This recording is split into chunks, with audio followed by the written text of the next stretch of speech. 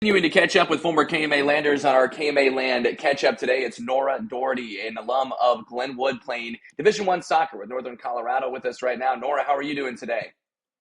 I'm doing great. How are you? Doing well, doing well. Appreciate you taking the time to chat with us. Can't believe you're already into your third year there at Northern Colorado. I guess tell me a little bit about just your thoughts on kind of how the first couple of years went, and just your feelings on how things have been going for you. Yeah, I think they've went well. The first year I decided to take like a red shirt year, and uh I think that was a good decision for me to just like slowly kind of ease into like college soccer and kind of develop more as a player and everything. And then last year started to get some minutes, and this year I think it's been really, really good. We have a great team, and we had a lot of new players join. We have a pretty big roster, and I think it's been good, like easing so many people in like the last couple weeks as well, and just trying to get ready before our conference season. So I'm really happy with how this year has started, and I think we're gonna do well. Yeah, awesome. Well, I know you mentioned taking that red shirt year, which I'm sure was, like you said, a little bit different for you, considering how much you pretty well probably played and started all your life. So, what did you do during that year to develop and help yourself for the coming years? Yeah, I think it was very different for me, and it was definitely an adjustment at first, but I think just like the older players we had on that team, it was really easy for me to sit back and like just be like, okay, I need to watch the leadership that we have right now and understand that it's like not my time yet. And I have plenty of time obviously left in my career. So it was good to just like sit on the sidelines and watch and learn more because I really have never taken the time to do that and just watch the game from the outside a little bit. And obviously just like train over the summer, get as much as I can in before like coming back the next year. Mhm. And Yeah. that's basically what I did. Awesome. Well, obviously, getting into, this year now, you played 7 matches. You've been involved in four of those. So tell me a little bit about your growing role here over the last couple of years and how, finding your way onto the field. I'm sure it's taken a lot of hard work to get yourself to this point. Yeah, definitely. Like I said, we have a roster of almost 40, so there's definitely a lot of combinations and a lot of different forwards that are in the same position that I am, like trying to battle to get on the field. Um, I would just say, yeah, just trying to work hard every single practice. And like last spring, I thought I had a pretty good season, had like 2 goals, 3 assists, and I was really happy with my performance. And I think that's what's helped me to fight my way onto the field this fall. Mhm. And yeah, Mhm. I my coach has just been trying a lot of different things, and I think they've been working when I've been on the field as well. So I've been happy with that. Great. Tell me a little bit about, or maybe tell the listeners a little bit about as well. Are you playing kind of the same role that you've always played? I know you're listed as a forward. Are you doing things differently, or what is your role at Northern Colorado, maybe compared to what you were used to, coming into Northern Colorado? Yeah, so in high school I played like more of a center forward, and like my goal there was to like kind of just go forward with the speed, take players on 1v1 and just try and score and get to goal. And I would say like college is just so much different because everybody's at that speed level that you are and that skill level. And so I would say now my role is more to get like the ball on the outside and try and like help us go forward. And I play outside now, so just trying to get good crosses into the mix and try and pick people out in the box and also just try and find that shot whenever I can.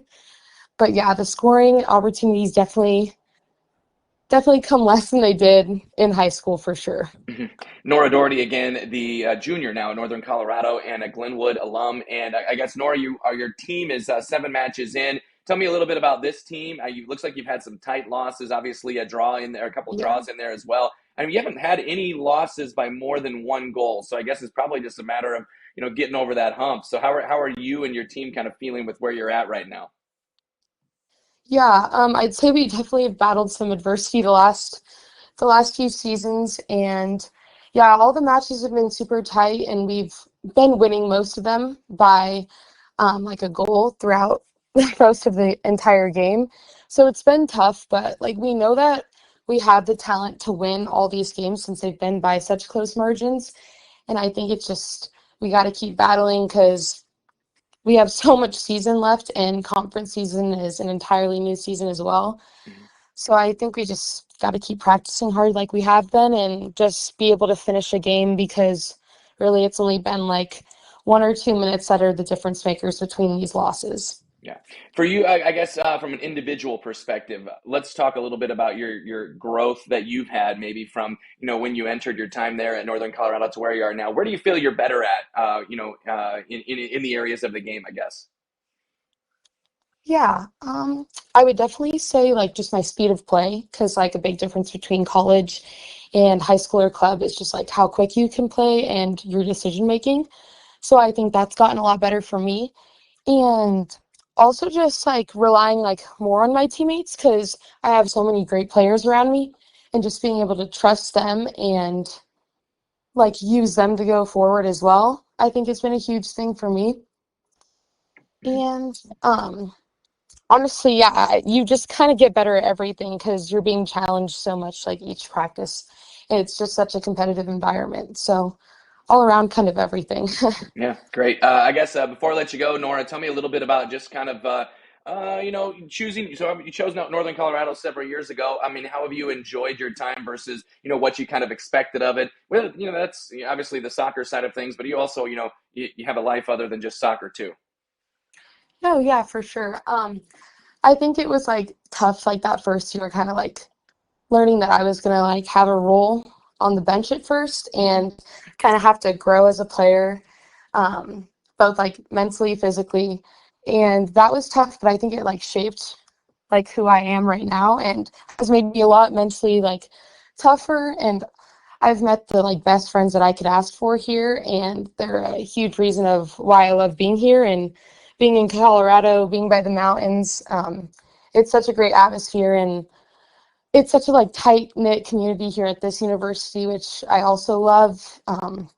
It's made it like really easy transitioning from being in Glenwood, being in a small town. It's made the move really easy as well. Great. Nora Doherty again, a Glenwood alum and Northern Colorado junior, playing for the women's soccer team there in Greeley, Colorado. Nora, thanks a lot for the time. Really appreciate it. And looking forward to continue to follow your career. And good luck to you, all right? Yeah, thank you so much.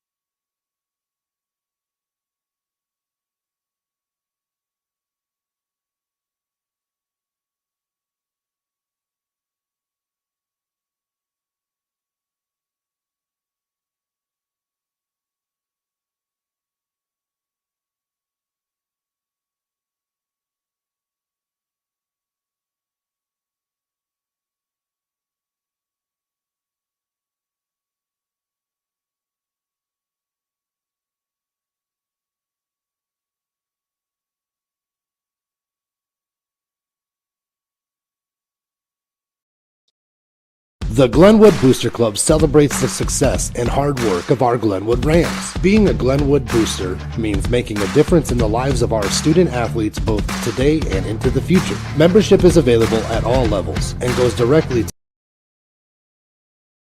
the Glenwood Booster Club is proud to support the live stream and proud to support our Glenwood Rams. Contact us and follow us on Facebook to find out how you can join the Glenwood Booster Club. Go Rams! Welcome back, everybody, to another night of Glenwood Rams football. I'm John Lee. And I'm Clint Yeager. For Fuller Digital Solutions, streaming to you live on the GCSD stream here on YouTube, KMAland.com, and FullerDigital.net. We got another nice matchup. Hold on, 2-0 Glenwood Rams. John, tell everybody the 2-0 7th ranked. Yeah, I was going to let you break. 7th ranked. On bound, 7th ranked in the Power Index. And 8th in BC Moore. I hear BC Moore has a ranking as well. Hey, I'll take it. Taking on the 0-2 Creston Panthers, a team we haven't seen since 2020. Yeah, they've got some fancy uniforms this evening. They've upgraded in their they're in all white. Yeah, their fit is fresh. Yeah, we were kind of shocked seeing them come out on the field tonight. Yeah. So this is going to be an interesting matchup. Glenwood, Creston actually leads the series since the bound era. Okay. 9-6. Okay. Over the Rams. And Glenwood's won the last two, which is in 2019, 2020. So, but looking at their stats, I mean, they're a running team. Yes, they are. I mean, they're led by junior quarterback Tanner Ray, who's got 282 yards on air. You're doing great. He's got 173 yards on the ground. On the ground, 282 in the air. But they also have a senior running back, Jackson Pettigrew, with 221 yards, averaging 4.6 a carry. Yep. So and he's got 6 touchdowns on the young season. I expect them to run the ball a lot. But yeah, we do have some changes tonight, though, in our starting lineup. Let's talk about tonight, Clint. Since we got home, so we're going to start with the defense. No real big changes there. So you have Ludwig back, Abbott, Johnson, Pratt, and Razor in the backfield with... Need to use a different color on that. I know. It's a little Poles, Newberry, and Kohler, Austin, Taylor with Corbin. But, hey, offense, we're going to see a little change tonight. We're going to see 3 receivers out there tonight. Yeah, the lineup I got. So you're seeing Jack Johnson going to play both ways tonight. It's good. He's an exciting with Eisman and Crouch. And they're going to have May at tight end. Then our big country boy offensive line. No changes there. Been keeping our quarterback clean all year. Yeah, the 2 units that have impressed me the most this year, the offensive line, those guys have been absolute walls. And then the defensive backs. Oh, Creston's coming on the field over there. Yeah, Creston's entering the field now. But, yeah, I mean, this one is going to be an interesting one tonight. So we're going to take a commercial break for the national anthem and be right back. Thank you for joining us in this local production of your hometown activities. It gives us at Fuller Digital Solutions great pleasure in partnering with you and your community. Over the last year, we've invested more than $300,000 for local streams just like this one, covering more than 1,000 events and more than 1 million views. If you are a business interested in sponsoring events like this one, please contact us today. Thank you for watching and helping support your local Fuller Digital Solutions streams.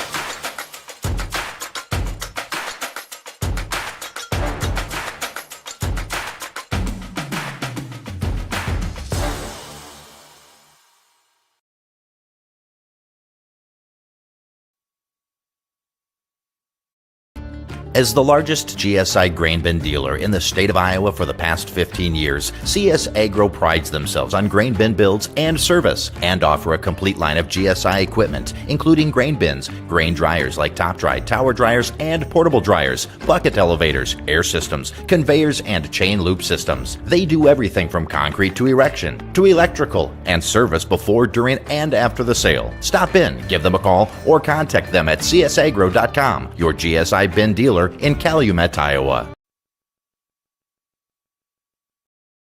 Introducing the robust workhorse from Holstein Manufacturing, the HFAB Ultra Tilt Bed Trailer. Whether you are hauling heavy equipment or delivering precious cargo, our tilt bed trailers, ranging from 20 to 28 feet in length, are engineered with strength and designed to handle it with ease. Forget the hassles of ramps. They're built to tilt. Tilt bed trailers at Holstein Manufacturing. Holstein Manufacturing. And online at holsteinmfg.com.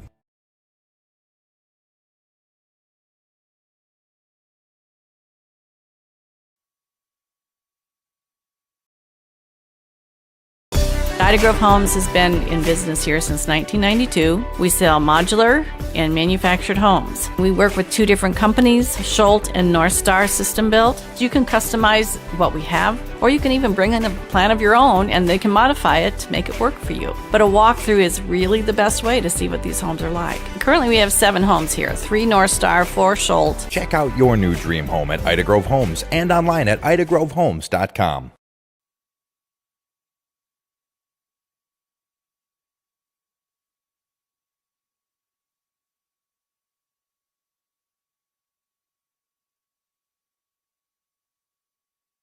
All right, welcome back here. Getting ready for the kickoff here. So, Glenwood wearing the all black, Creston in the all white with the red on the sleeves and a red line down the pants. But, I mean, crisp white uniforms like you were saying, Clint. Oh, yeah, they're fresh. And it's a great contrast to see the black versus white, good versus bad, whatever you want to do. But yeah, it's going to be a fun night. And we have a packed house. It's yeah. You got the band in the south end zone. Yeah, and we'll show the band at halftime. We'll have the halftime band performance here, like we do all the time for the band parents. The show. We'll turn the camera on for that. Getting ready here. Rams are going to receive the ball. So, Jack's deep. Yeah. So we're going to start on offense, which I like to see because I mean Carlo 326 yards in the air so far this season, but Scotty Reed last week 160 on the ground was the final. Yeah, he was like Pac-Man. He was chomping up them white dots, and he's from what I read this week, his stats, he's 10th in class 4A in rushing yards. Like to see him get into pay dirt tonight. Maybe yeah, push I would one like to across see the him. Goal line. Yeah, because I mean right now he's averaging almost 130 yards a game or 115 yards a game. So I would like to see him get above that tonight and get into the house. I'd love it. But, I mean, hard to see what we're going to do with the offense was 3 receivers starting. Well, I'd imagine we're going to throw the ball. I'm not a scientist. Yeah, I think we're going to see some more throwing tonight. But Carlos had all the time in the world back there in the pocket. Well, and, it's good to run out of a 3 wide receiver set, too, especially if you get one spread deep, as we saw last week with Harlan. Or spread wide, not deep. All right, here we get ready for the kickoff. And they're going to kick it deep. And yes, it's going to be out of the back of the end zone. So the Rams are going to take over at the 20 to get things going here. I got a little bit of heat in the community for guaranteeing a win tonight last week. I did too. The wife got on me too. Yeah, and I don't do that very often, but we've taken the running game away from both Atlantic and Harlan. Yes. And we took the passing game away from Harlan as well. Our linebacker. Harlan was at 99 yards passing. Were they really? Yes. Our linebackers were kept clean by our defensive front.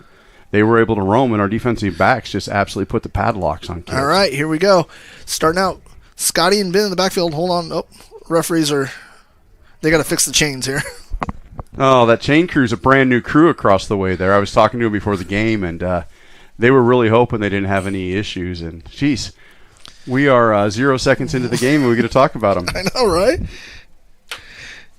And we'll get our live stats from our statistician on the sideline down there. But, hey, we'll also make sure we give you updates from the 0-2 Bowl up in Harlan tonight. I've got a sideline reporter from the LC side who's already been texting this evening about wanting a scouting report, apparently. All right. Ben and Scotty in the backfield. Hand off to Scotty up the middle. And, yep, he's just going to take that for about 6-7 yards. Right up the middle there. I did not see a third wide receiver in that first set. No. We had Jack to our side and Caden Crouch, number 7, to the other side. It looked like we had a fullback? Yeah, we had an H-back in there that time. Yeah. I couldn't see who it was. Just so everyone knows, I did buy some non-handheld binoculars for my football experience this year. Little pass out there to Crouch. Wow, Or, good sorry, run to by Jack. And he just carries for the first down. Great way to hold on by was that number 30? I believe it was number 30 from Creston. Great tackle there by David Sandoval, but Jack still moved him for, 7 yards? Yeah. So the Rams take over 1st and 10 at the 37-yard line. Moving down the field.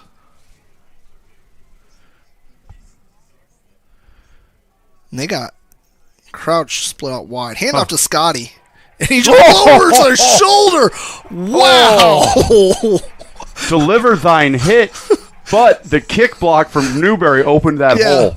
And Scotty just got lower than him and lowered his shoulder. And he just took, wow. Yeah, that's snatching souls. We had just talked about hard hits prior to the game and lowering the shoulder pads, and that's, wow. And that was a 20-yard carry there? Oh, I don't know. So, three split. Newberry in the slot here. Hand off to Scotty again, and guess what? He's looking for someone to hit. Yes, he is, and he's dragging people. Yeah, and there's another 15-yard carry for another Rams first down. And I think they threw him forward for 4 yards at the end of that. So he's a hammering machine back there, wrecking ball, if you will. Harken back to the Miley Cyrus song, the glorious song, the ballad written by Miley. Yeah, you love seeing that on the opening drive here. 10:30 to go here in the first. And the Rams just marching. Twins at the top of the screen. Crouch and Newberry up top. Jack down at the bottom of the screen. Jack in motion. Little pitch to Jack on a sweep.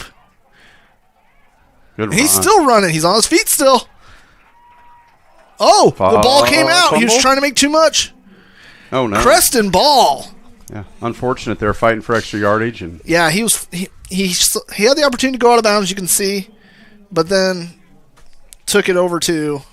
he's a strong runner. He is a strong runner. They just were able to get a hand in there and knock it out.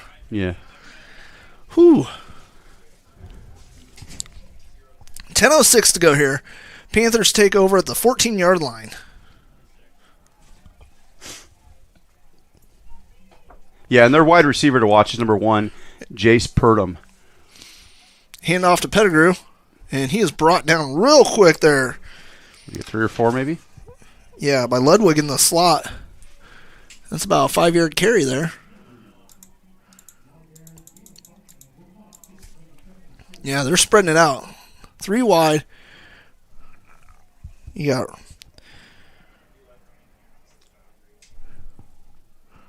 And they split out 4 this time. They're taking their time. They send Driscoll in motion. And... Ooh, great tackle there. Nice open field tackle there by Hayes. Yeah, Stevens he's super aggressive on defense, as we've talked in the past, and he's got the speed. Yeah, I mean, to make up space. Makes it 3rd and 2 here. But yeah, they just put, everybody in motion and got that receiver open. Ray in the backfield, hard count. There looks like Coach Morrison's changing the play at the line. Pettigrew's shifting over here. Handoff. Yeah. Pulls it back in. Ray's running. That's what we talked about before. Like, he looks more of a shifty runner looking at the stat sheets. Yeah, and he had a really gigantic hole to run through there. Did a good job getting the first down. We had a Creston helmet rolling across the field. So, Ray and Pettigrew in the backfield here.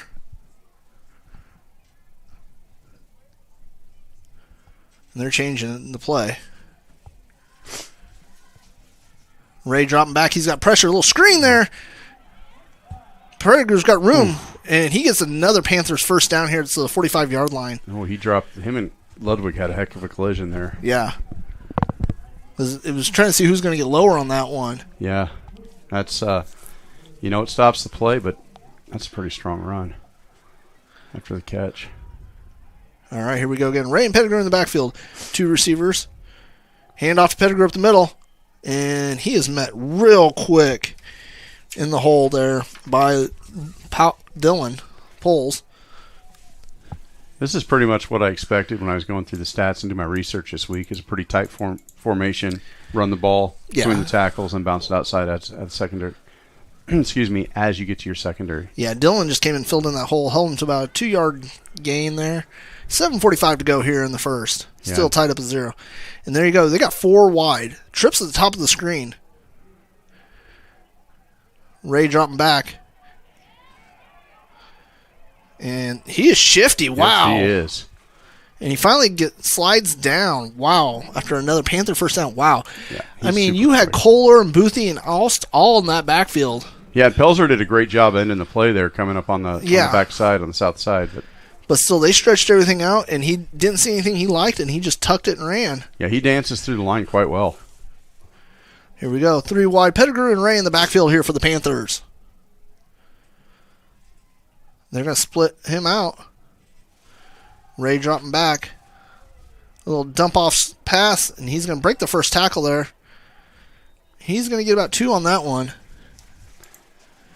Enough Rams came in there to help hold him. And Razor was in on the tackle. I couldn't tell if it was Kohler or the interior man that made the initial hit, and then Razor came in and finished him off. It looks like Corbin made the initial contact. Yes, thank you. Corbin made the initial contact on that one, and then Razor and Kohler and everybody came in to help clean that up. Hand off to Pettigrew here. He just plants that foot. Ooh, nice saving tackle there by Abbott. That's another first down for the Panthers. They're going to have to draw something up to stop this running game. 6:30 to go here in the first. And they're bringing in 2 more receivers here. And now they've got the sets a little bit wider. Wildcat formation. They took Ray out. Pettigrew in the backfield. Watch the draw. And he's going to keep it. Yeah. Poles brings him down about the 10-yard line. That's a tough play to stop. My Dolphins ran that in the NFL, but you get that middle linebacker isolated, it just takes one step, and what do you gain there? 6 yards? Yeah. Yeah. About 5-6 yards there. I expect we're going to see that quite a bit tonight. Ray in the backfield by himself. They split all 4 receivers here. Ray's dropping back. Screen pass. Oh, did he get it? No. Oh, I thought Ludwig, the one-handed man, almost came away with the interception there. Yeah, that's great. Way to take that screen away. Yeah, he held back and read that, and you saw all the defensive linemen got their hands up to block the view. Yep. That's key. If you know you're getting in too easy, get those hands up. Yeah, and especially there because that's the play that they ran down at the other end of the field for a pretty good chunk of yards. All right, big third down here. 3rd and 5. Coach Morrison's changing the play there.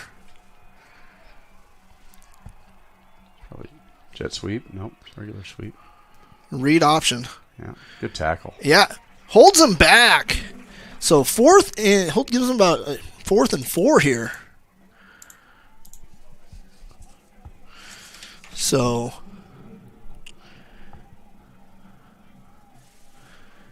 are they bringing on their kicker? I didn't have any kicking stats. I actually looked it up this week. I didn't see any, though. No. Hard count. Wildcat formation. And they're going to bounce it outside, I'd assume. No, right up the middle? Should be ran ball, right? I think the ball came out. The Rams are pointing. Oh. Was it a fumble or just stopped him? Because he's a yard short of the first down.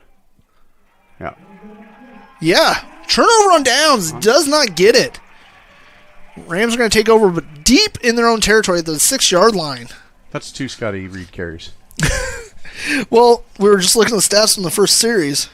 3 carries, 40 yards. Yeah. And one play where he separated a kid from reality.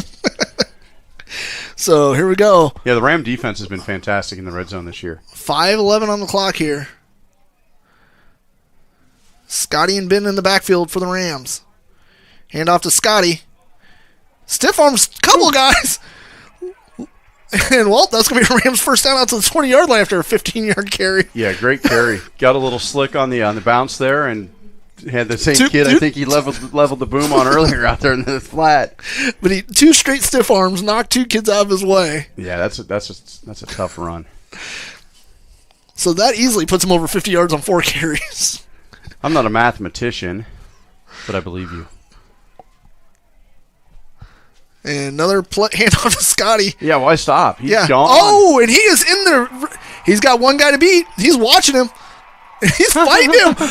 Oh! He is down at, where are they going to mark him? He's definitely over 50 yards now. He's down at the 16-yard line. They're going to mark it for Rams first down. I think they got him at the 7. I can't tell. It's the 16. Do we want to go Looks like, yeah. To the huddle? Oh, yeah. We're going to switch. Let's get a little better view here from our huddle cam. With the technology we have here at the Jewel, Yeah. at the Hawkeye 10, we're going to go so you can see the entire end zone eventually. What is that thing doing? The camera's automatically zooming. So when we get down this corner here, we're going to zoom in and use the huddle camera just because we can't get around that corner. The eye in the sky. Hand off to... Nope, Carlo keeping it. Yeah. He gets a yard on that one. Drake Boothie gave his man a tour of the new pedestrian bridge there at the south Yeah, end zone. I noticed that. Pointing out the craftsmanship. And the nice, I like the nice Glenwood logo that opens up to welcome you to the entrance. This is Cade Creek. Yeah, he had his guy about 15 yards downfield.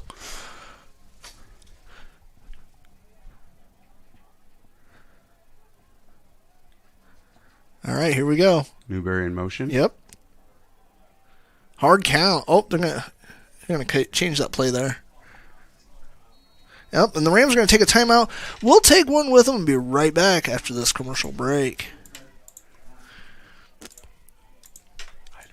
For those with big dreams and big ambitions, the world is waiting. Unlock the power of possibility at Iowa Western. Our immersive, high-tech programs give you the skills to bring your full potential to the world. With over 80 fields to explore, turn your passion into your career in half the time and for thousands less than a 4-year institution. The world is waiting at an IWCC location near you. Register for classes today. Welcome to Wall of Fame, where style meets customization, specializing in crafting custom clothing and print shirts. We ensure every stitch and every print is of the highest quality, so you get the best clothes every time. We're here for all your promotion needs, and the best part, our process is seamless. Simply share your designs with us and we'll handle the rest. Get custom clothes for the best price. Wall of Fame, not just embroidery.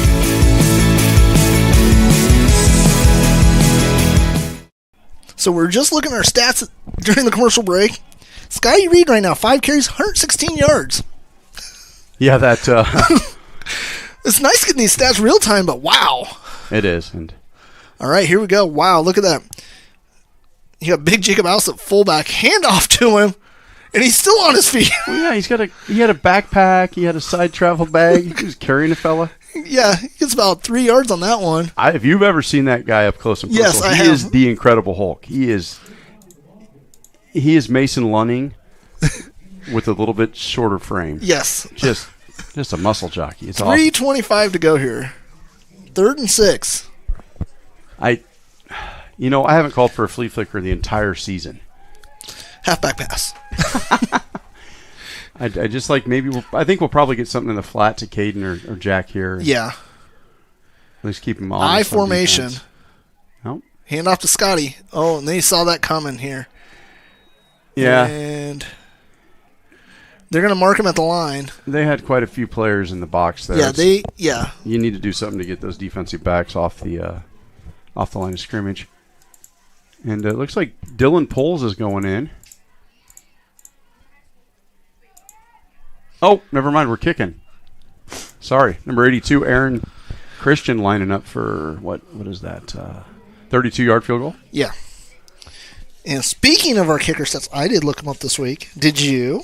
No, I did not. I know he's doing a fantastic job, and he's got a heck of a leg. And it's up.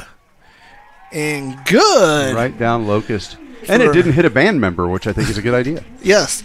We'll be right back after this commercial break. Money on your internet bill? With Western Iowa Networks, it's easy. When a new customer signs up and mentions your name, you both get a $50 bill credit just for spreading the word. Plus, experience the power of WindSpeed Fiber Internet with speeds that keep up with your life. Plans start at just $59.99 a month. Call or text 712-775-2946 or sign up online at westianet.com. Western Iowa Networks, connecting you to what matters for 120 years. All right, welcome back here.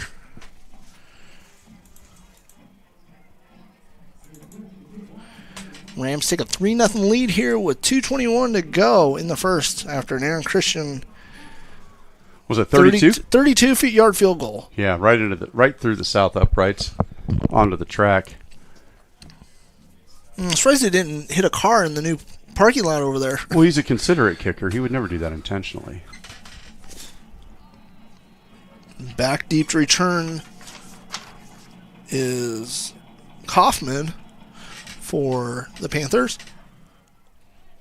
And he's going to catch it on the run about the 5. Ooh. Oh, wow. And he stays on his feet here. Nice. Yeah, Big Trey Williamson made a nice hit, gained about a yard after that, and I did not see who finished off the tackle. But yeah, I thought, but he was shifty there. So let's see if the Rams defense can keep things going here.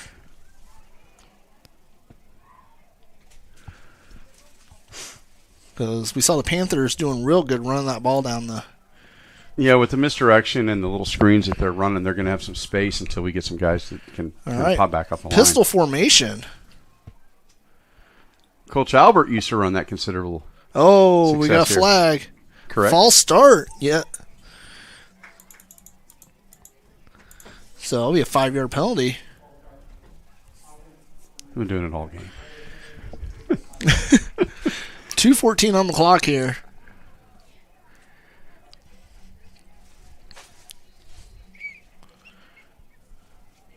Here we go again. 1st and 15. Ray sends a man in motion here. Hand off to Pettigrew up the middle. He just gets behind that wall of linemen and just pushes forward here. And he gets about 5 on that one, so 2nd and 10. Yeah, he got back considerable. He gets back at least the loss. Yeah, because he's just getting behind that line and pushing. Sergeant Bluff and TJ are 0-0 tied. And that's another one that'll be good. Yeah, Lewis Central is up 7-0 on the Harlan Cyclones. All right, Rage dropping back. And he's brought down real quick. Kohler was just a wrestling move there at the line of scrimmage. Yeah, great field awareness by Sensei Kohler, as the boys call him, to realize the play, stay home. He just stayed right there, and just as soon as he caught it, Kohler first originally tried to catch it himself. Or he has 1 interception on the year. Yeah, and remember you asked him why he couldn't take it to the house. And, yeah, it was very inconsiderate of you. But yeah, that was great recognition on the play. I know. I'm just glad he didn't throw me around. I am too. Oh, and that's out. Let's take that back. I'm not glad he didn't throw you, but 4th and 10 here with 1:13. Panthers gonna have to punt here, and Mr. Razor's going out there to see if he can get a return. That's Jack Johnson, sir. Oh, sorry, I didn't even look up. I just saw black jersey walk. Well, Razor was running by him, so they were crossing. Razor's been returning all year. Yes. So Johnson's out there now to return. Let's see if Johnson can get a return out.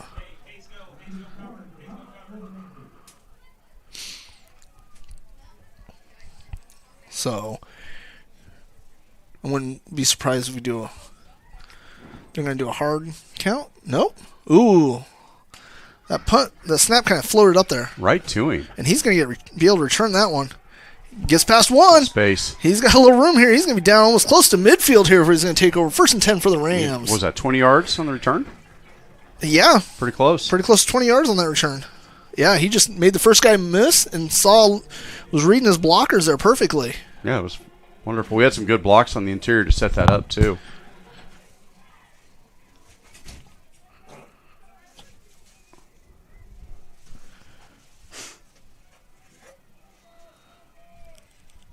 All right, here we go.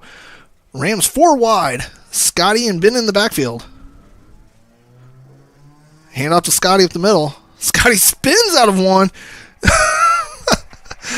Goes for about 8 yards there. Yeah, and Longmire had the clamps on that defensive back. He wasn't going to make that tackle if we get into the secondary.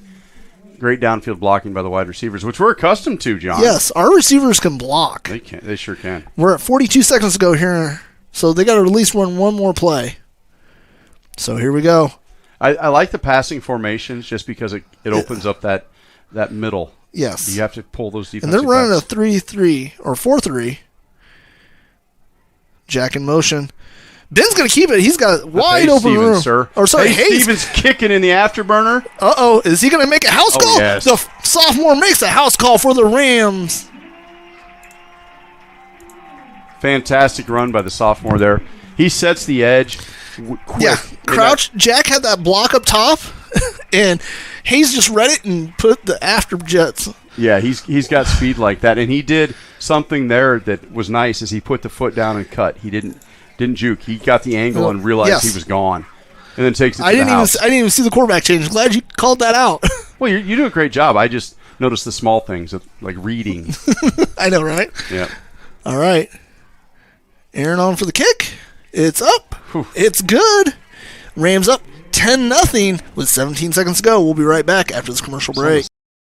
At AirServe of Council Bluffs Heating and Air Conditioning Services are our specialty. Our friendly and knowledgeable service professionals are happy to answer any questions you may have and recommend the best service options for you. From tune-ups and maintenance to heater repair and air conditioning replacement, we provide services that keep the air you breathe clean and keep your home or business at the perfect temperature. Call 712-256-4443 or schedule an appointment online at airserve.com/councilbluffs. All right, welcome back here after that. Hayes Stevens, 40. Let's see. Let's check our stat sheet here. 46-yard run for a touchdown. Show the speed once he got the corner. Yeah, the nice misdirection. They thought I was going to Scotty in the middle, and he just kept it and kicked it out. Yeah, and there's nobody with a rocket pack on the Creston sideline that's going to catch that kid. No. He's a state qualifier in track. I mean, yeah, as a freshman last year. Yeah, he runs like a cartoon character, meep meep and gone. All right, Aaron on for the kick. Oh, look at that thing. It's just go out of bounds, unfortunately. Oh, I thought it was going to die in bounds. What would you call that? A knuckle? Yeah, it was like a knuckle screw. It was raising and then lowering. And I like it because if it drops there and they're confused, it's a live ball and go get it. Yeah, I think that's great. I think we can sacrifice a little bit of field position. Yeah, for that, but and I mean that's what we've seen this year too. Yeah, all year long. Yeah, we've seen what Kit do 2 legit kickoffs. I think it was last week. I think he did have 2. I'm trying to think back. I'm old. Well, he didn't have any in the First Atlantic. I don't know if we can. I don't know if we can pluralize it. No, he kicked it to the second row in Atlantic once. Okay, but we had last week. I'm trying to remember. It's so long ago, John. I've experienced so much of life. So after that illegal kick out of bounds, the Panthers will take over to the 35-yard line with 17.1 seconds to go here in the first.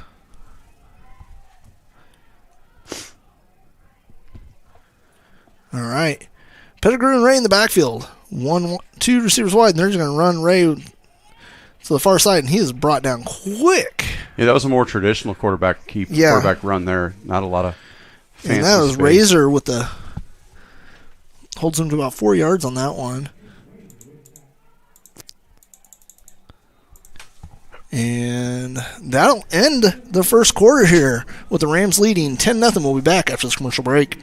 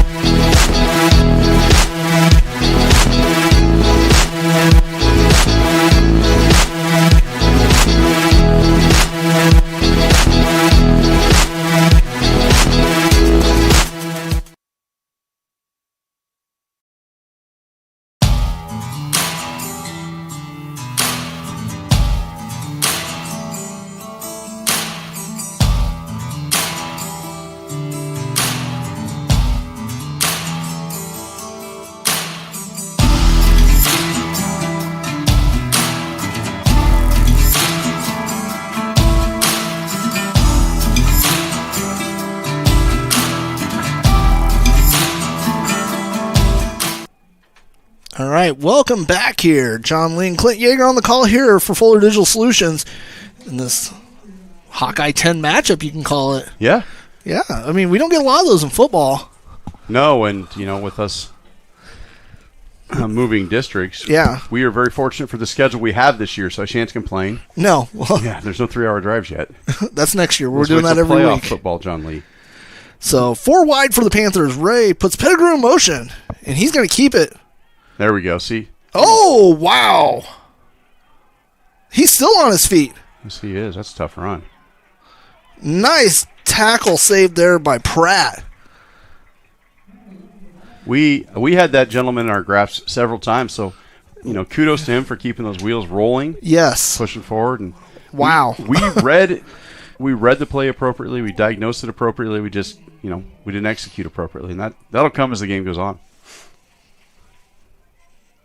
Yeah, and he's going to keep it, flip it out on a screen. Hand, I think they got hit. Skipped, yeah. Incomplete. Yeah, it looks like, is that Kohler or?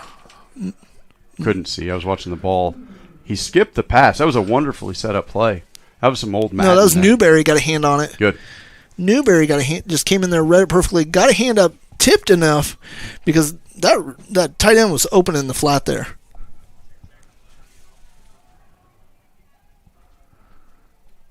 All right. Just putting a man in motion slowly. Ray.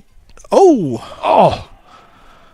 I thought wow. I believe that was Ludwig in the back there. Yes. But I thought Newberry, honestly, was about to pick it off in midair when he came. He almost had it timed perfectly where he caught it on the pass. But that's enough for a Panthers first down here, and they're hustling to the line. We're doing a great job of recognizing the play. 1st and 10 from the 20 for the Panthers. And wide open for a Panther touchdown. That is number 84, Jamison McDonald, the senior tight end. Yeah, that's his first catch on the year from what I'm seeing. Is that incorrect? No catches prior. Yeah. Great. That was a well-schemed play, and I think we just had a busted coverage there because it looked like a linebacker. Yeah, because they're doing no huddle, and we're not getting enough time to substitute anybody in here. Yep.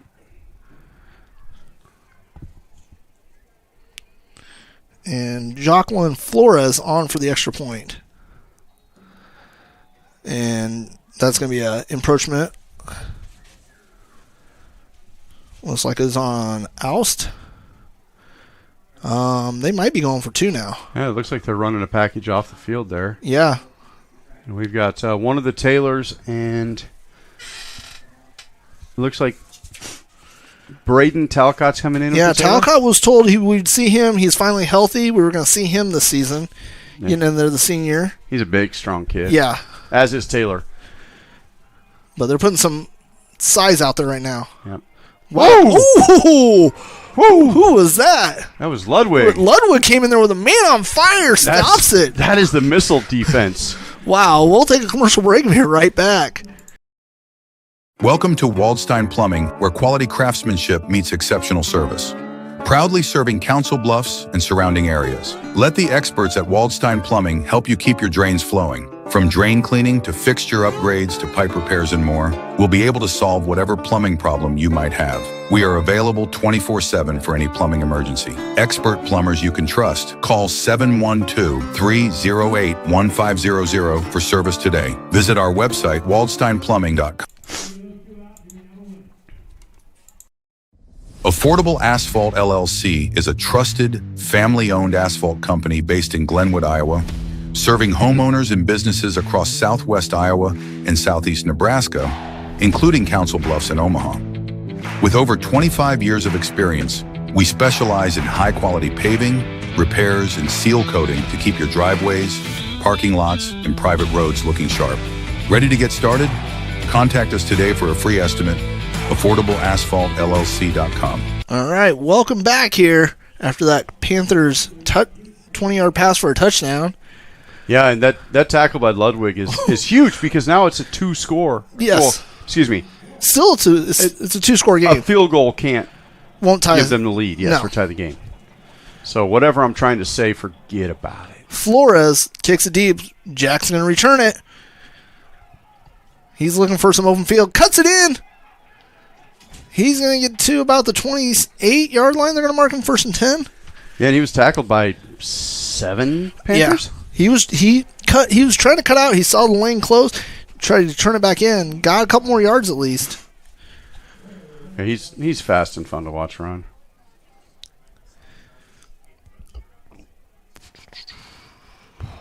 So, Scotty, they going 3 receivers now.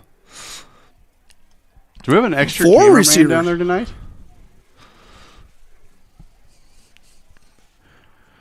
There we go. Oh, nice diving catch there by Crouch. Yep, going down on it. Yeah. Secure the ball. Take the 5 yards, 6 yards. Looks like about a 5-yard carry there. Catch. Yeah, they're giving him 5 on that one. Yeah, he went down and caught that one. He's made several catches like that this year. We really did a terrible job of explaining how amazing his catch was last week going into the end zone. Oh. When he was at the goal line. Yes. If you watch the replay, that ball is out, and he slips his hand out and catches it like the Grinch when he stole Christmas. Just the fingertips and palm. Hand off to Scotty. There we go. He's just running with the man on the purpose. He's got enough for Rams first down. Yes, he's got the entire student council on him, too. I know. So we did do a disservice to Caden last week. We did. That catch was amazing. We were just too excited when we saw that go up, and he went up and he caught it 3 times. Yes. I was told. I went to the Iowa State game on Saturday with my wife's bosses, one of our sponsors, Waldstein Plumbing and Air Serv, and they were even telling me they were watching the game going, they could not believe that catch he made. Yes. The heat map from last year's season, the heat map came in and showed me the video and pointed out that I basically missed the opportunity to make the youngest man live. So I'm sorry that we robbed you of that moment, but wow, what a catch. He's made, and him and Jack have made him the last 2 years. We're going to get a timeout on the Rams side. We'll take another one with them and be right back after this quick break. A-Stroke Insurance Services has been serving the residents of Mills County since 1946. A-Stroke agents take the time to listen, understand, and customize an insurance plan with you to cover all your needs. As an independent insurance agency, you can feel comfortable knowing you got the best rates. From protecting your passions to securing your future, A-Stroke has you covered. Choose A-Stroke Insurance Services, where tailor-made protection meets peace of mind.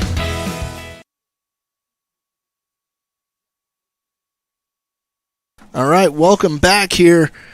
Rams have 1st and 10 here with 10:02, holding a 10-6 lead here in Glenwood. They didn't like what they saw. There were little miscommunications there. So the Rams used their second timeout. They're down to 1 here and left in the half. And a great chance to get the kids a drink of water and a little bit of a break. It's hot. It is a hot day today. It is. It's summer still. We've got Eisman in at the slot. Four wide here. Scotty and Ben in the backfield. Panthers showing blitz here. Hard count by Ben. So they're going to change the play. Good package to run out of here. Ben's got time. A little drop off to Caden there. Gets about 4 yards there. Went to a safety outlet. Well, I think they're only giving him 2, 3. Wow, okay. Yeah. From here, it looked like he had a little more than that. I thought so, too. He was, I guess. Kind of hard to tell with all the players that are in front of the line from up here. Yep. But it still looked like but he must have had a foot out or something there. And those passes there will open up the run game, which we'll get chunk plays here again. 3 wide here for the Rams. Hand off to Scotty. He's going to follow those blockers. He is brought down at the line. That was an old-fashioned bulldog tackle like Dick Butkus. That was the only way you could probably stop him on the first contact. Yeah. You got to hold on and pull him down with you. So 9:30 to go here. 3rd and 8 here for the Rams. And you got to think they have to go to the air. You would think so. But you also have Scotty, who's Now remember, we ran that little Pauly Simonetti little check out of the backfield a couple times last year to great success. I'd love to see that again this year. Oh, Ben's throwing it deep to Crouch. Oh! Great Cover. breakup. Yes. Caden Crouch. Wow. They were trying the catch we were talking about from yesterday, just a couple minutes ago, that we had last week. Yeah, he did a great job of realizing he wasn't going to be able to get to that, and he made sure that no one could get to that. Yes. So stops the clock, 9:14 here. 4th and 8 here. The Rams. Diaz coming in to punt. We watched him warm up. He was just so accurate kicking Yes. today.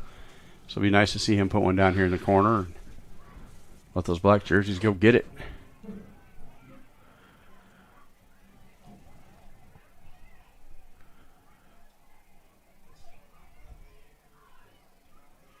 Oh, another bad snap. Woohoo! Uh-oh! Broken play, makes a catch here. Was that? I didn't see you call That it. is Ben Christensen? number 9? No, I think it's Dalton. Was it Dalton? I thought it was 16. I apologize. Pierce Dalton with the Great. reception. Diaz, smart enough. Dalton, hey, busted play. I got to get open. Yeah, and he threw an absolute seed 25 yards down the field. Wow. That kid's got a cannon. What's the flag for, I wonder? Hold on. Are they picking it up?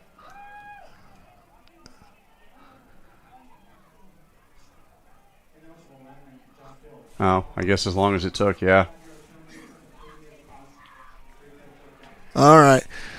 That's the bad thing. Illegal, yeah. About a busted snap. 4th and 13 now. 5-yard penalty on that. What an exciting play. It was. Oh.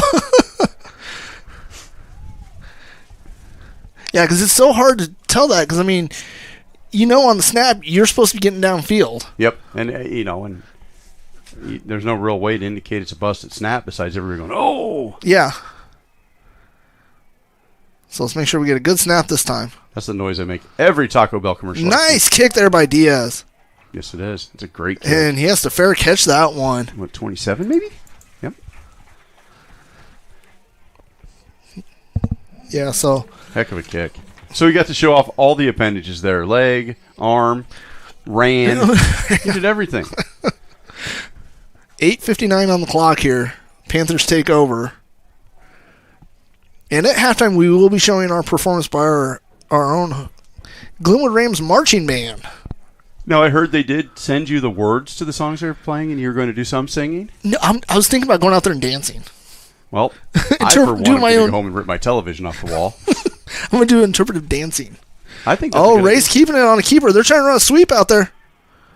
And he's going to get about 5 on that one. That play's been very effective tonight. Yeah, he's just following a wall of blockers there. Yeah. But they've been so effective through the middle with those little screens and those little dives that it's open.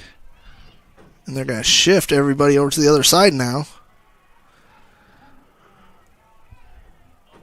3 receivers. Yeah, they get him wide open at top. Great defense. So they were hiding a guy up top. Yeah. And so nobody was paying attention to that. No, and I couldn't tell who was sprinting back for the coverage there.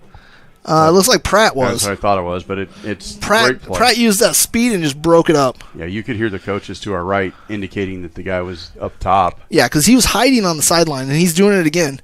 If you look at the top of your screen, look at 0. He's off the field now. He's off the field now. But before, he was standing over there right on the edge of the field. Yeah, that motion actually drew everyone from that west side or east side, excuse me. Ooh, what a tackle. Graham Newberry with the one arm. Yeah, Boothie first got hands on him, knocked him around. He got out of Boothie's, I don't know how he got out of Boothie's bear grip. And then Newberry cleaned him up here. Yes, he did. So 4th down, Rams are going to get it here on a punt from Flores. 8 minutes to go. So if you're the Rams, you've got to at least try to put another one on the board, another score on the board here. Yeah, I think that punching one in here doesn't be quick, but being efficient with the ball. The Panthers will start the second half with the ball.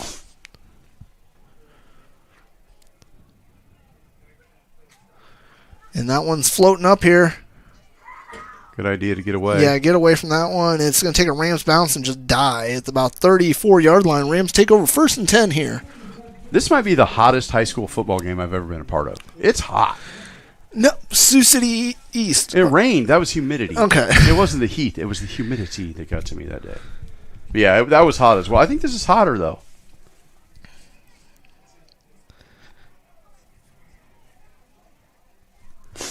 So let's see if the Rams can get something going here. 7:33 on the clock here in the second quarter.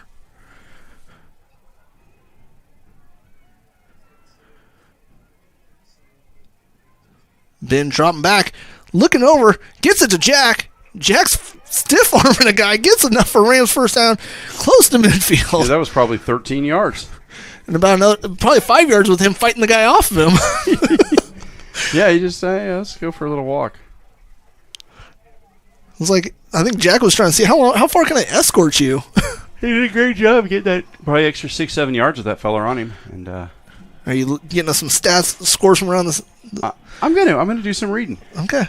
You can read? Yeah, for Big Dub, Dennison Schleswig is tied with the Lincoln Lynx. Oh, hand off to Scotty. Yeah. And, this might be the house call we've been asking for all year. It's a house call for Scotty Reed, the first one of the season. Pay dirt. That's what we've been wanting to see. I mean, we were asking for it all year. We need to see him get in the end zone here. Takes it 55 yards. That puts him over his Probably season 200. High last week. Yeah. His career, I think it was his career high last week. Was it? Yeah. So that was great. That's the thing is he'll run you over, but he'll also outrun you. Yes. To the house like we saw there. And coming back from a knee injury that cut his junior year down. Yeah. Sergeant Bluff is leading TJ 14-0. Scud is beating the Plattsmouth Blue Devils 9-0. Oh! Then we might need to check the post on that one. It went through. It did go through. Yeah, as you said, I thought it went through. It hit the post, but we want to make sure that post doesn't have any damage here. We'll be right back after this commercial break.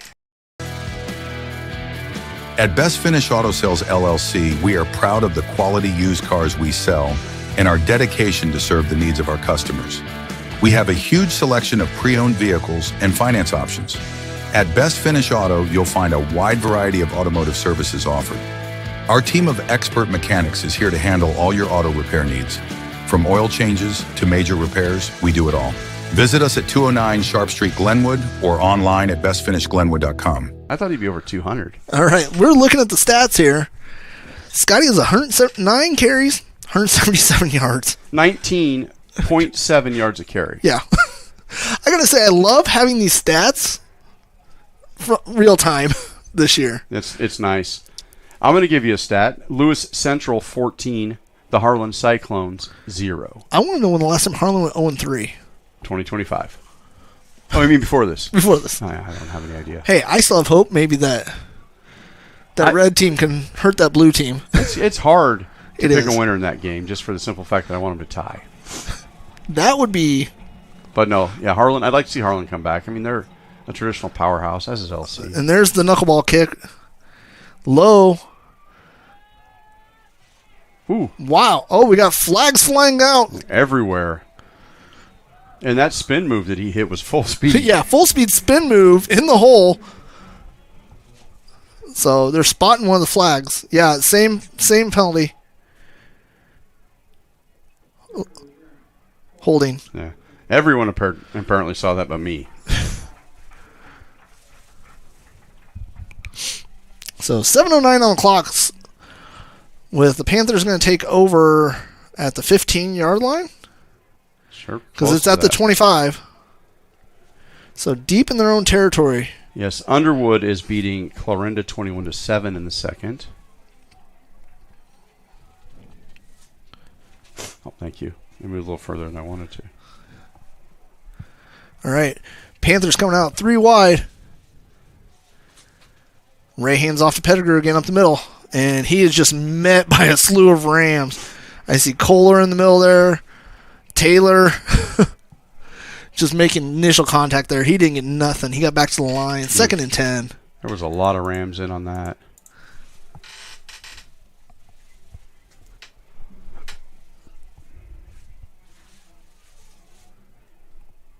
All right, here we go. 3 wide for the Panthers.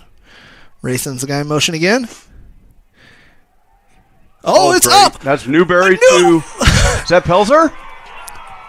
Touchdown Rams! Number 4. Corbin Pelzer with the touchdown interception. That's why we do the tip drill. Yes. That was awesome. Straight out of a Sunday game. It looked like Kohler got a hand on it. Newberry tipped pawed it up, straight up in the air. The quarterback caught Pelzer. Pelzer caught the ball. Wow. And then Pelzer won the 9-yard foot race, maybe? 8-yard foot race? Yeah. The 8-yard dash, impeccable time, too. That's his first touchdown, is it not? Yeah, I think it is. Congratulations, Corbin. First touchdown. Oh, that was my elbow. Sorry about that. So excited up here, he hits the wall. I hit my funny bone on the wall. Kick is up. Good. Kick is good. Rams up 24-6 here. We'll be right back after that commercial break. Glenwood State Bank, serving Glenwood since 1899. For 125 years, we have strived to be more than just a bank. We are your neighbors and your friends. Along with Frontier Savings Bank in Council Bluffs and First State Bank in Tabor, we are dedicated to making a difference where it matters most, right here in the heart of our communities. Like the Glenwood Rams, it takes a total team effort to be successful. Together, we're building something lasting. Go Rams! All right, welcome back here after that Corbin Pelzer INT. Sorry, I'm pretty much down to one arm right now. Yeah, what an exciting play. Of course, we had the linebacker pressure with Newberry coming right at the face of the QB. you sent both linebackers in there. Yeah. And literally tip drill, like you called it. It's straight up in the air, right up to shoot. And Pelzer's a catcher, so that's an easy catch. And that one is going to be returnable. Pettigrew's got it. And he's going to be wrapped up back at the 15-yard line. Oh, let's throw the... No flag. No? Little Benny Christensen went flying an extra 5 yards after the play. Yeah, that looked like a Texas lariat, like the little whip into the ropes. Yeah. Ragdolled him, and after the play. Well, he weighs like 105. Dude, I'm not getting in that conversation. That kid has got the temperament of a badger. He is a pit bull. He's got he plays way bigger than his size, and that's what you want for somebody on special teams. Yeah. He's just going to go does not care. No, he is absolutely, completely always to the wall. All right, here we go. 4 receivers, 3 receivers up top. Ray's keeping it, trying to dance around. He's going to get about 2-3 yards on that one. They've had some great success with that little quarterback draw like that. They had that little misdirection. Yeah, he's like he trying to go one way, then comes back the other way, and yeah. It's a lot like watching Michael Vick or the new age quarterbacks that have a little wheels to them. They get that space and they get 7 or 8 yards just based on the fact that the closest man to him is 9 yards. Ray's keeping it, but he's got to get rid of it. He's got Newberry breathing down on him. He's got brought down from behind by Newberry. Yes, and Pelzer and he still gets about 3 yards just hiding behind that line. Newberry and Pelzer and Ludwig and somebody else was in on the tackle, and I'm going to assume but Newberry came off that. Newberry was coming off that back end, and he heard footsteps coming. Yeah, he forced him directly into the line. So 3rd and 3 here, and they got 2 receivers up top. Hard count by Ray. Coach Morrison is changing the play at the line here. 5:20 to go here on the clock. Hand off to Pettigrew. He's got a nice lane there, but he's brought down real quick there by Razor. Yeah, Razor with a great open field tackle. You had Poles in pursuit, and you had Hayes Stevens closing in space, too. Yeah, but Razor was nice. Made first contact and brought him down. Yep, and that play wasn't going much further if he didn't make that tackle, but he did a great job. I just noticed they're still using the play cards. Yes. I love those things. Some of the features of those are hilarious. I know. Our first year doing this, I was petitioning to have my picture put up there. What would that play be? I don't know. Yeah, you can make it something fun. Yeah. Taylor? Oh! Or I can tell if that was Taylor. No, that was probably Kohler then. That was Kohler with a tackle from behind, 5-yard loss there. All I could see was the 5. But if Kohler gets your hands on you, you know you're going down. You're not making an open field tackle on him. Yeah, the odds of you meeting the turf are great. So we're at 4:20 to go here. And Ray's going to keep it on a sweep. Breaks one tackle, doesn't get past the other one, but he gets about 7 yards back, so it makes it 3rd and 8. And he's an impressive runner. He's fun to watch. He is. He's very fun to watch, I'm not going to lie, because he just reads his blocks, and then you see that burst of speed go. He's patient and quick, and he does a great job of reading the blocks and letting them develop in front of him. So we're just under 4 minutes to go here. Big 3rd down here for the Panthers. We had a quarterback like that a few years ago with Cole Mayberry. Yes. He did the same thing. Was very patient, but ran really, really hard. 4 wide. Empty backfield. Ray dropping back. Knew that was coming. And still does not get enough for the first down. He's about 3 yards short here. And I expect to see lots of screens to take advantage of our aggressiveness with our linebackers tonight. Yeah, but if you notice, our secondary kind of just, Hayes Stevens is sat in that open spot. He saw that coming across the middle and just sat there. Yep. So, 4th and 3, and they're going for it. Yeah, you have to. I mean, we've got 2 minutes left, 3 minutes left. 3 minutes left here and we're going to get a timeout called by the Panthers. We'll take one with them and be right back after this quick break. Count on the ASE certified technicians at Glenwood Collision Repair for your auto body repair needs. From hail damage repairs to complete repairs, we can handle it all with ease. Take a look at some of the photographs on our completed auto body repair projects. We offer a limited lifetime warranty on repairs. Our staff has more than 20 years of experience, so get in touch with us today. 712-527-9000 or stop in and visit with us. 401 South Locust in Glenwood. All right, welcome back here. John Lane, Clint Yeager on the call here for Fuller Digital Solutions. 3:07 to go here. Big 4th down. Coach Morrison used a timeout here for the Panthers. He wants to see what he can get something going. Because if they don't make it, Rams have real good field position to punch another one in. They're in punt formation now. Oh, they are. They got a man 12 yards deep, excuse me. Yeah, they brought their punter on. Okay, because they were lined up to go for it here. I'd imagine that just has to do with clock management in this position. Can't give them the ball at the 40-yard line. With 3 minutes? No. Yeah. Not with the way we've had some quick capabilities tonight. And that's up. It's going to be returnable. Jack Johnson, he's going to step out of bounds about the 34-yard line. Rams going to take over 1st and 10. So 2:58 on the clock here. The Rams have enough time to put another one on the board.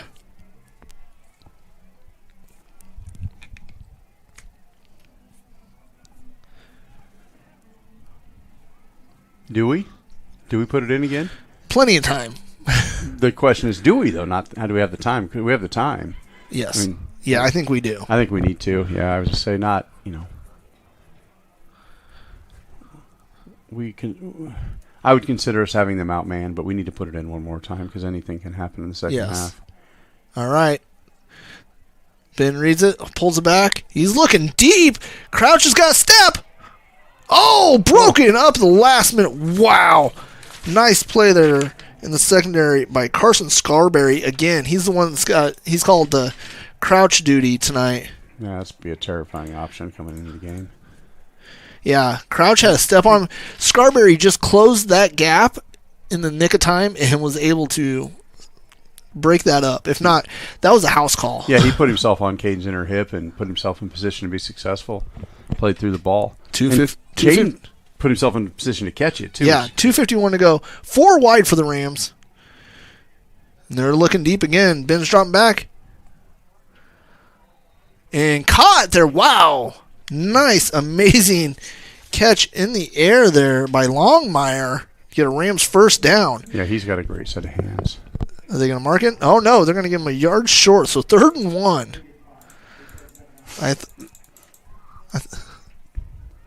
We got a flag down on the field. Was it late? I didn't see that earlier. Yeah, I didn't see it either. Replay down, 2nd and 10.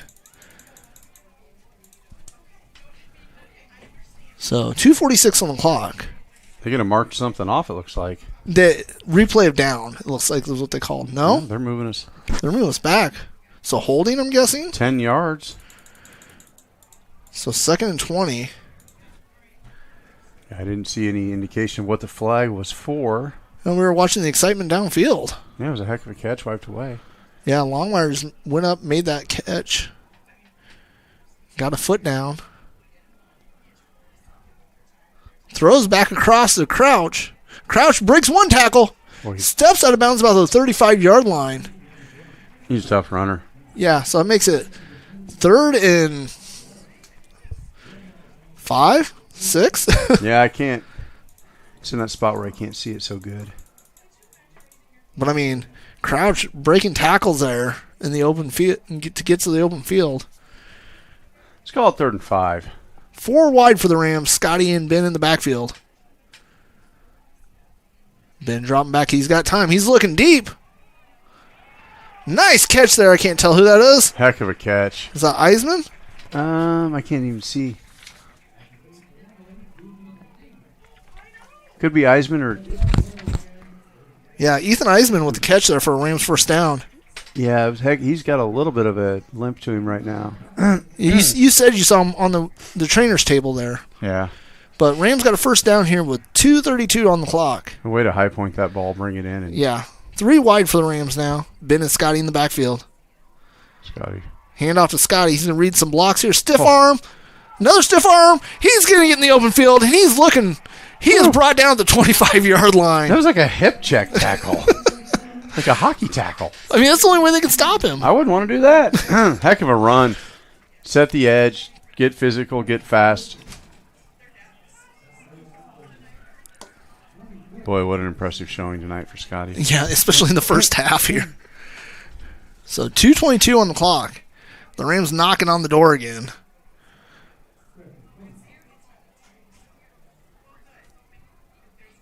Rams 4 wide. Trips at the bottom of the screen. Ben's going to keep it on the read. Breaks 1 tackle. Still spinning. Gets about 5 yards on that one. A good, tough run. So we're now just under 2 minutes here on the clock. This game is going by quickly. Sergeant Bluff is up 35-0 over TJ. Wow. Lincoln Lynx are beating the Schleswig Monarchs. Hayes Stevens coming in. Lewis Central 14, Harlan 0. Stevens in, 4 wide. Scotty and Hayes in the backfield. Jack in motion.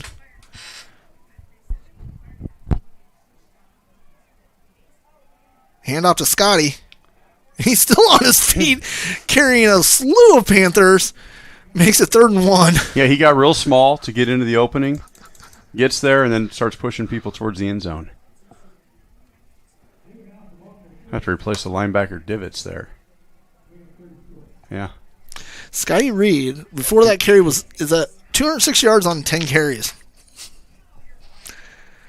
Yeah, that's hopefully our friends at KMA are listening, because I mean that should be Ben Carlo won week 1. Did they pick Creston tonight? No, they didn't pick anyone. Oh, in and out of the hands there of, was that Crouch? I can't see the number. No, Eisman. 4th and 1. Well, 82 will probably come on the field here pretty soon, I reckon. 4th and 1, just get under center and follow the big line. Get the first down. You got 1 minute exactly on the clock here. You don't think we kicked the field goal? No, see? I like it. Get under center and just you got a big offensive line. Hard-hitting input. But you also have Scotty, who... Yeah, he's going to get it. And he's got enough for Rams. It's closer than we thought. First down. Yeah, they were stacking that box there. Yeah, he's right on it. Enough for the Rams first down. Got to tell you, that chain gang over there is doing a great job after that initial hiccup they had. Yeah, so 53 seconds and the clock is running. 4 wide for the Rams. Carlo dropping back. He's got time. He's scrolling. He's just going to tuck it and run. Breaks 1 tackle. Looking for help. Oh, no. And he makes a house call. Do we have any laundry? I don't see any. Touchdown, Rams. Carlo on a heck of a patient 15-yard run. Takes it to the house here. I really thought we were going to see some yellow I was worried there, party too. favors. Thought we were going to see the party favors, too, there. 38.1 seconds to go here on the clock. I would like to... our cheerleaders are going to need a considerable amount of electrolytes tomorrow. They are busy running the Rams flag up and down the field.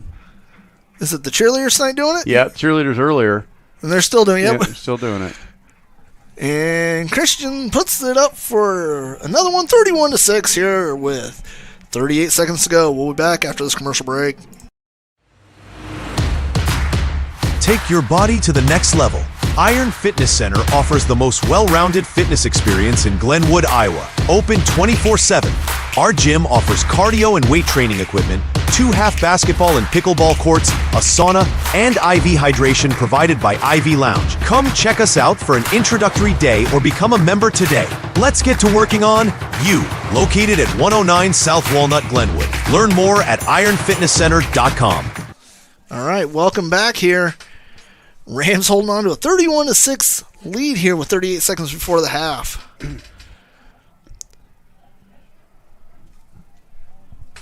Sorry about that.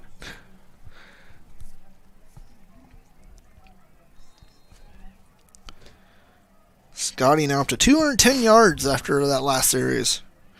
Stevens with 53. Carlo with 19. And that one's going to be a knuckleball. Oh, and it drops. And it just dies. And Pettigrew just has to pick it up. And he gets to the 22 where they're going to take over. 32.4 seconds to go here.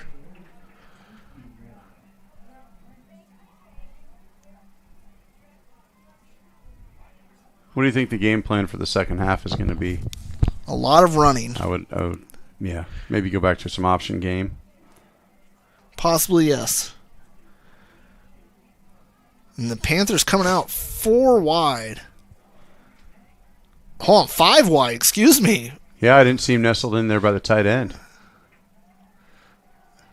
And brought down at the line of scrimmage behind big Mr. Boothie. Yeah, that was a heck of a diagnosis. That was a nifty little play, though. Yeah, I mean, he was reading it. And they don't have to run another play. Let's see if Coach Morrison's going to call one. They're hustling out there. We're down to 10 seconds to go. 4 wide here on the bottom of your screen. And whoa! Ball popped out! Yes, it did. Sorry about that. Still out. Nope, they're going to call it dead. Well, how? I'm not sure, but that's going to end it here. We're going to head to halftime. Rams up 31-6 here in Glenwood. We'll be back with the halftime show after this break. Wright Sewer and Water is a family-owned business started by Travis Wright with 2 decades of industry experience. Wright Sewer and Water offers a variety of underground utility work which includes, but not limited to, sewer repairs, new septic systems, sewer laterals, commercial site utilities, horizontal boring, water main, water services, and telecommunications. Give us a call at 712-308-1933 and find us on Facebook.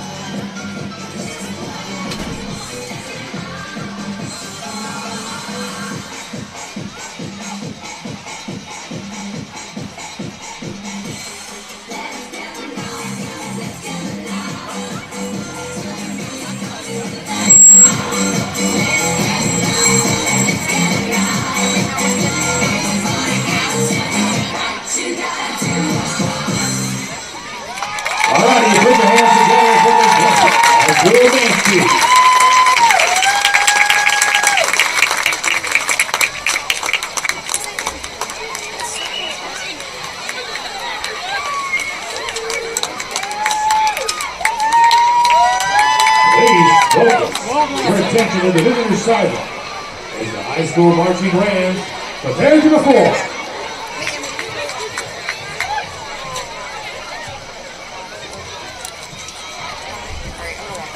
The Pride of Glenwood marching band began this marching season in camp on August 4th. The band is made of 124 members, including 26 seniors. We'd like again to thank many of our volunteers who helped during camp to fit uniforms to a meal and help prepare the band for the upcoming season. The marching band's competition season will begin on September 27th. They'll travel to Morningside County and Sioux City for the Starfest marching competition. They'll perform the parade marching and homecoming on October 3rd. We're a host for the Wallace Field Skill Fest on October 11th, as well as the IHSMA State Marching Festival on October 18th. The band will double up on the 18th and finish its marching season with a trip to Mid-Iowa Marching Competition in April. As always, the band would like to thank the many friends of the band who make monetary donations during the marching season. To become a donation member, please scan the QR code in the back of tonight's program. Thank you for your support.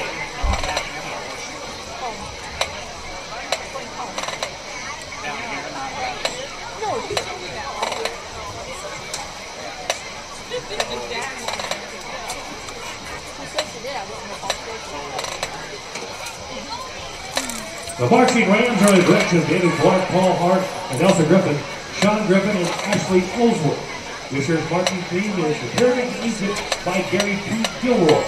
Tonight's show will feature Movement 1, Instruction, and Movement 2, Discovery of KD62. Drum makers Maggie Smith, Kendall Pontefract, and Colton Hasty is the Ram Marching Band ready to perform. Glenwood Pride of the Rams, the field is yours.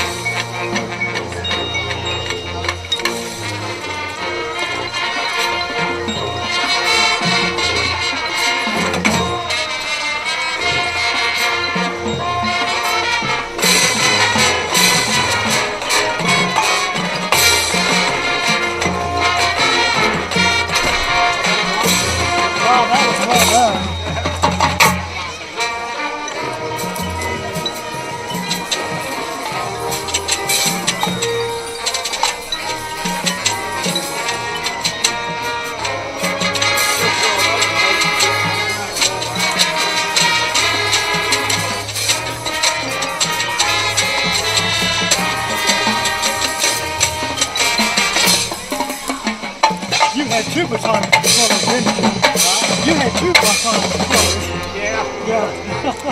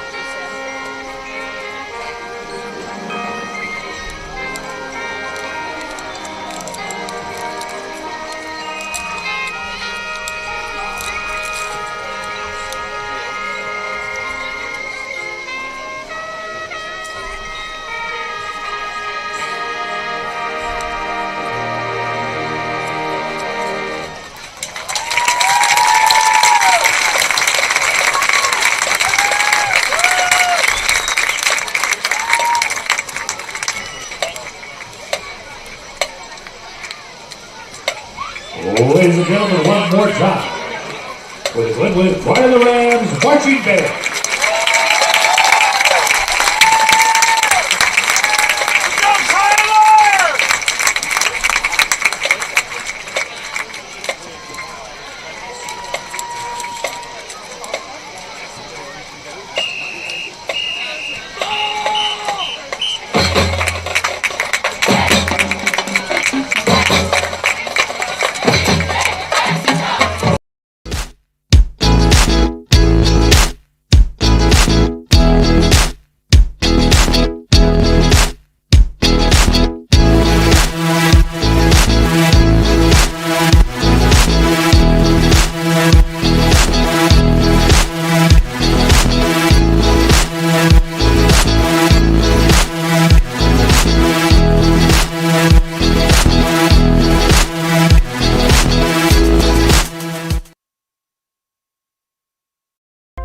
At AirServe of Council Bluffs Heating and Air Conditioning Services are our specialty. Our friendly and knowledgeable service professionals are happy to answer any questions you may have and recommend the best service options for you. From tune-ups and maintenance to heater repair and air conditioning replacement, we provide services that keep the air you breathe clean and keep your home or business at the perfect temperature. Call 712-256-4443 or schedule an appointment online at airserve.com/councilbluff. All right, welcome back here to Glenwood Halftime here in Glenwood. Give you some scores from around the area. AL Lynx are leading the Denison Monarchs 7-0 at half.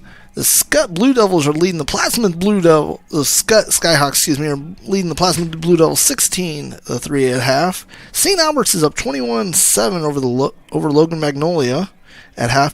Lewis Central is up 17-0 over Harlan at half. That box is comfortable. And then you have Sergeant Bluff Luton, who the Rams will see next week, are up 42-0 in the second quarter over Thomas Jefferson. Then you have Woodbine holding a 36-6 lead right now over Fremont Mills. Des Moines Christian is holding a 10-6 lead over the Atlanta Trojans, who Des Moines Christian is who the Panthers play next week. Sydney holds a 30-12 lead over Essex right now.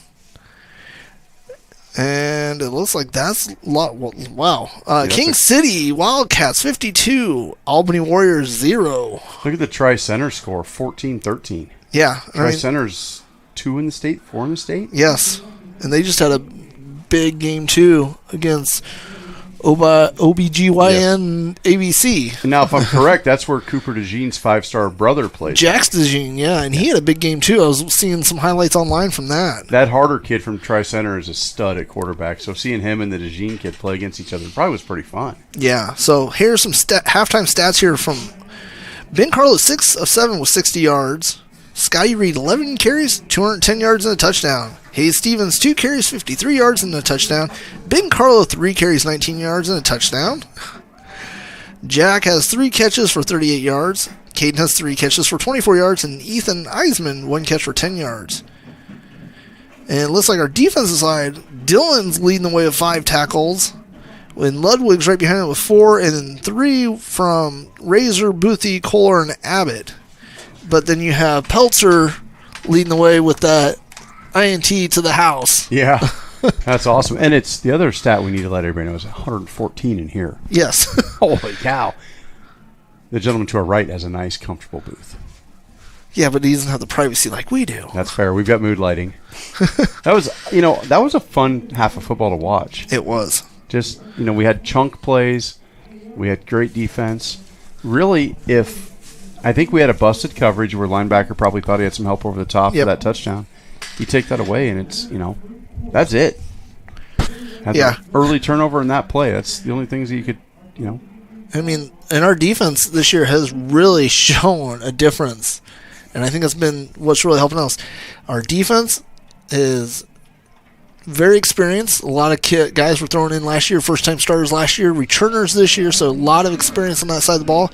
But then you got to say that big offensive line is giving Ben time back there in the backfield and also opening up those huge holes for Scotty to run through. Yeah, and, Ben is taking the edge. Hayes Stevens took it to the house. What was that, 50 yards, wasn't it? It was long. Yes. I mean, gee golly, he's probably tired, but And then you have Scotty just exploding every third carry. He's getting 20, 25 yards. Yeah. It's the line is doing what they're supposed to do. They're putting big hands on big kids, and it's fun to watch. But we've done this all year, and I hate to be the succubus of fun, but next week is go time. Next week we got Sergeant Bluff Luton next week. We'll be here streaming that live to you again. Yeah, but that's going to be a fun. But we do have some fun news for the first time ever. After we play Sergeant Bluff Luton, we traveled to LC. Yes. In the a little bit of a rivalry game. I had noticed. We're going to be streaming that live for the first time from LC. From LC. Yes, the pit. We've in the 5 years I've been doing this, we have not been able to stream there. I'll be on the call with my friend Dusty from KMA. Clint will be helping us with the equipment, getting everything run, but we'll be running the stream here on the GCSD stream, KMAland.com, Fuller Digital Line. You will see the LC game live, and that one will be a big one. Yeah, so the season starts after tonight. Yes. The meat of the season. You've got Sergeant Bluff Luton. You've got them. You've got ADM. We have Denison, of course. I believe that's our homecoming game, if I remember correctly. Yes, Denison's homecoming. That game there should fall easily in our favor. And then we have to travel to TJ, which TJ has been... Yeah, that could be a battle. They were undefeated going into tonight, but Sergeant Bluff Luton's flexing on them right now. Yeah, I don't know if they got the gas to come back from that, but it's going to be interesting. Yeah, because that's a hard one to come back from. Yeah, the teeth of our schedule is on the horizon. Yes, we're going to take a quick commercial break and get ready for the second half kickoff.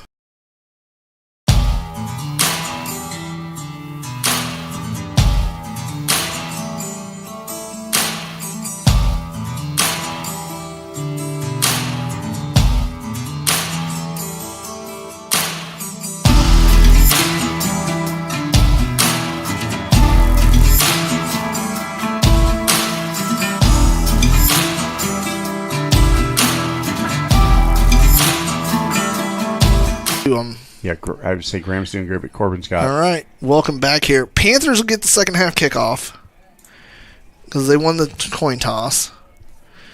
So let's see if Coach Morrison has something up his sleeve to get this Panthers offense going. They had good luck. And hold on, I'm look down there next to the coach. The play sign, it just says "Run the ball." I can't see it.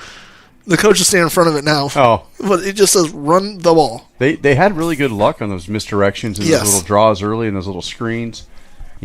So I would expect them to go back to what they did to start the game. And I would expect us to go back to letting Scotty absolutely feast. So, yeah, I mean, because I know, if I remember right, it's either Corey Kane or Dane Lunville has the single game rushing record. I had a picture of each of the record plaques on my phone, and I just don't have the time to dig through and find them. I thought it was Dane. I thought he had over 400 yards though, like 426. He might have. He's right out here. Let's go ask him. Should I? He probably doesn't know. Oh, I guarantee he does. Well, you mean because it was so long ago? Yeah. Yeah, I'll let you tell him that. I will tell him that. Be a great conversation starter. I'm sure it's him though. Yeah, because, I mean, that was some back-to-back years. You had some really amazing running backs in the Rams program with Dan Lunville and Corey Kane right there. Yeah, it's, that was always what growing up across the river, what I knew Glenwood for was running back play. Yeah. So here we go. Aaron getting ready for the kickoff.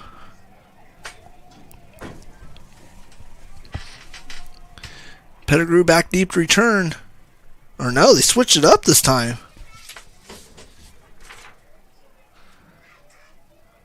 And he's going to be met. That is Seth Gordon, number 0. Pettigrew had been back there doing all the returning. And you notice he was running away from Ben this time. Yeah. I'm telling you. Ben's got that demon in him. He does. I love it. I've seen it on the wrestling mat, and I've seen it out here last year in the freshman games and the JV when he got called up. But yeah. He plays way above his size, and that's what you need. You need people like that. He's scrappy. Oh, hey, Reed. I think he was looking for his dad. So here we go. Panthers coming out tight formation. Hand off to Pettigrew. He's looking for running room. He's going to get about 2-3 yards on that carry. Yep, back to what they ran well early on, I think, is what we're going to see.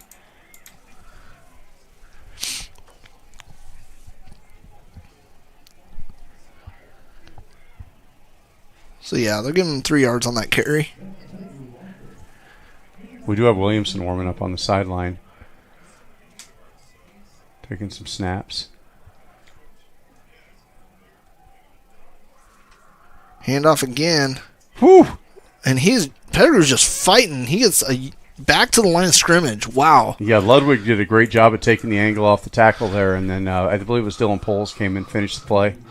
Yeah, he just wrapped him up and, gator rolled him to the ground there. It works. All right. Ray sends another man in motion here.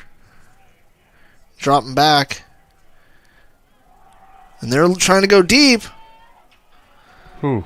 And no flag. A lot of contact on it.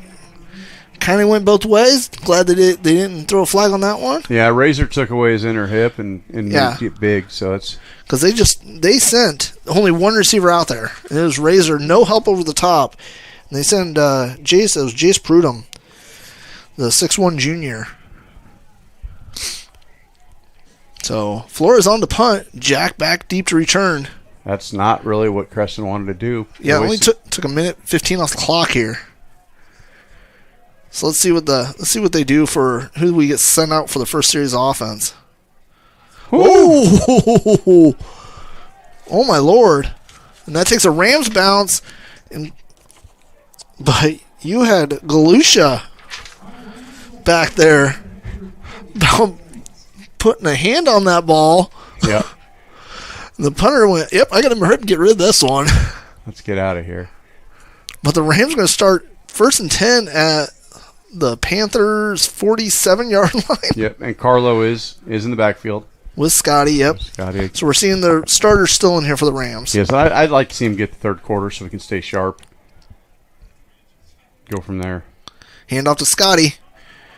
He's got a first down. He's still going. And he's still on his feet. Jeez. He's brought down at the 15-yard line. One heck of a run. Between the tackles. Yep. Head up with the linebacker. Outrun a couple cats. And then, what did he gain? 35 yards? Yeah. One heck of a run. Has to be close to 250 now. He's got to be. There's no way around that. Ben and Scott in the backfield. Hand off to Scotty again. He's going to read his blocks. And he's down about the 5-yard line. Yeah, he is just an absolute beast. Thank you.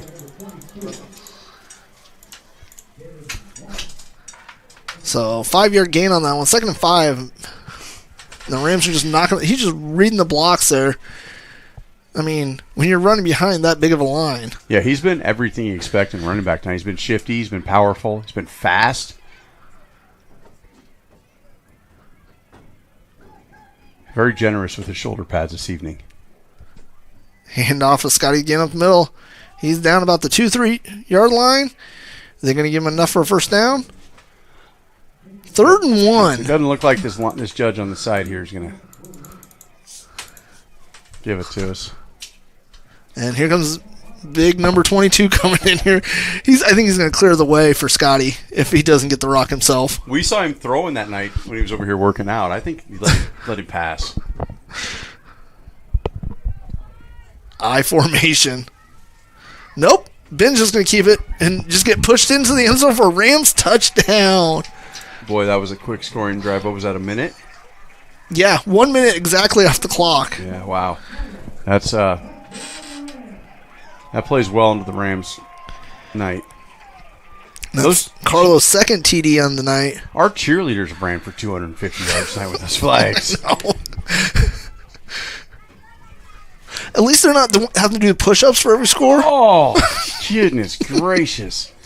They used to have to do kicks after every score. Well, when we first moved here, they did that.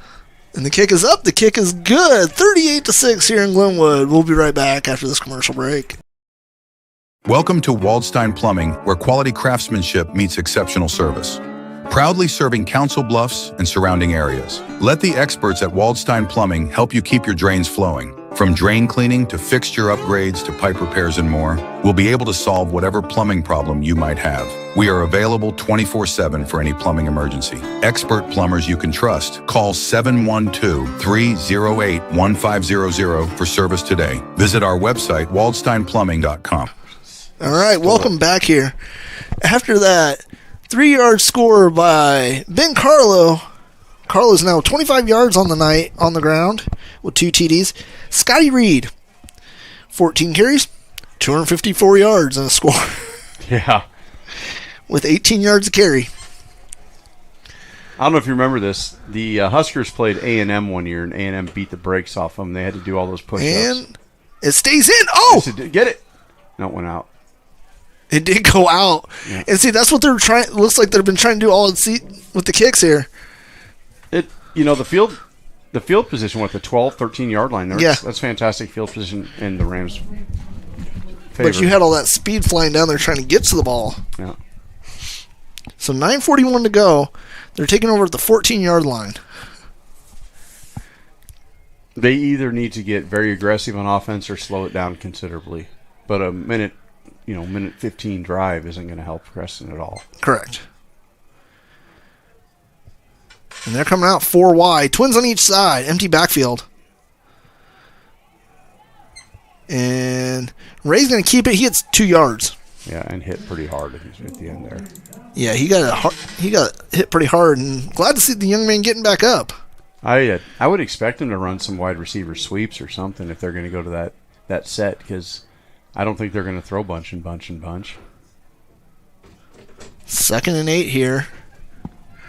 9:15 on the clock. Hand off to Pettigrew. He's trying to follow his blockers. He did a great job. He got maybe 2 more yards on that one because the Rams defense just collapsed in on him.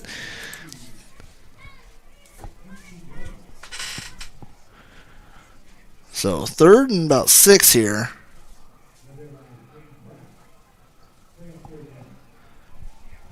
Just under 9 minutes here.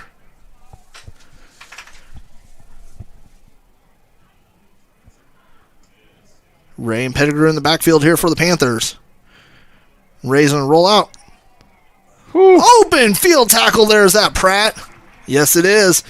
Mr. Pratt with open field tackle for a loss, too. Yeah, that was a great read and good athleticism. He's so fast. He stuck with the play well.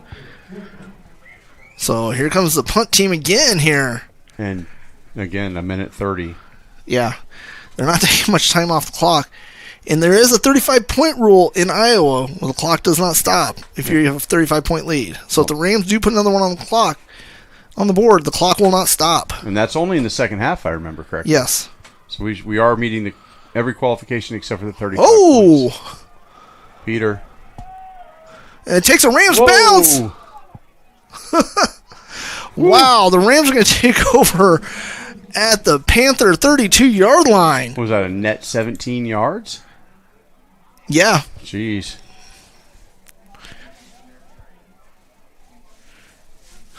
So let's see. And we have still our starters out there. I know Hayes is out there, though. He still counts as one of them because everyone else, Scotty's still out there. That's fair. 4 wide for the Rams. Jack in motion. A little flip to Jack. Jack's he just cuts it in, and he's still going. He's down at the 10-yard line for a Rams first down. Yeah, he's just so fast that he set the edge before the we got a couple flags flying in there. After the play, though, hopefully.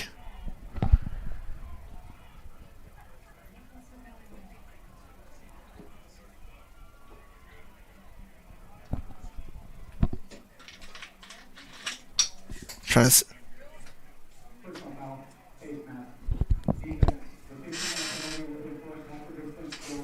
First and goal for the Rams. Face mask on the Panthers. 15-yarder's the big one, too. Well, when you're at the 10, well, you can only go half the distance. Yeah, but we had that 5-yarder called last week. Yeah, last week. So 1st and goal from the 10, or from the 5. Hayes Stevens still in at quarterback with Scotty in the backfield.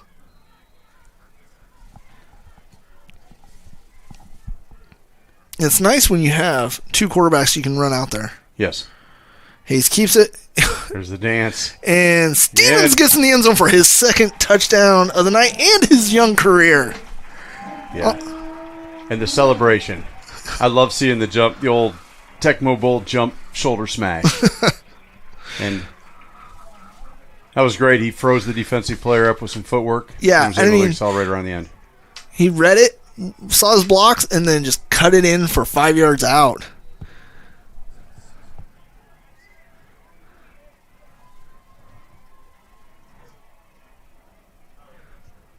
Kick is up. Kick is good. He's out kicking the coverage on extra points.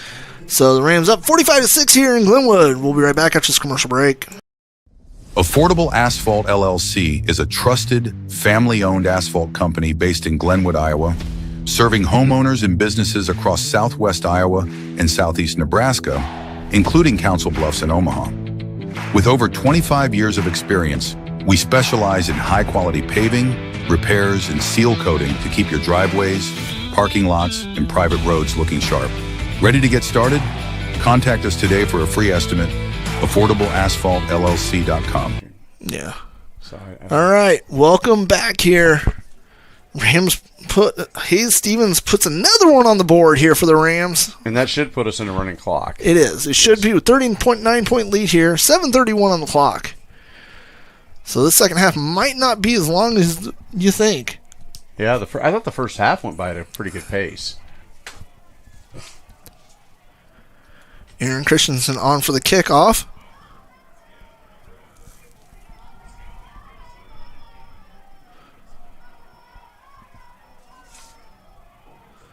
And he's going to give that one a boot. Yes, he did. Whew! Brought down from behind. Yeah, there's... Oh, we got some laundry, though. It looked like it might have been a face mask. But whoever... I know we don't have wedge breakers anymore, but whoever took on the block at the top of the screen is an animal. Yeah. Bodie Langill was the one that made the tackle from behind here.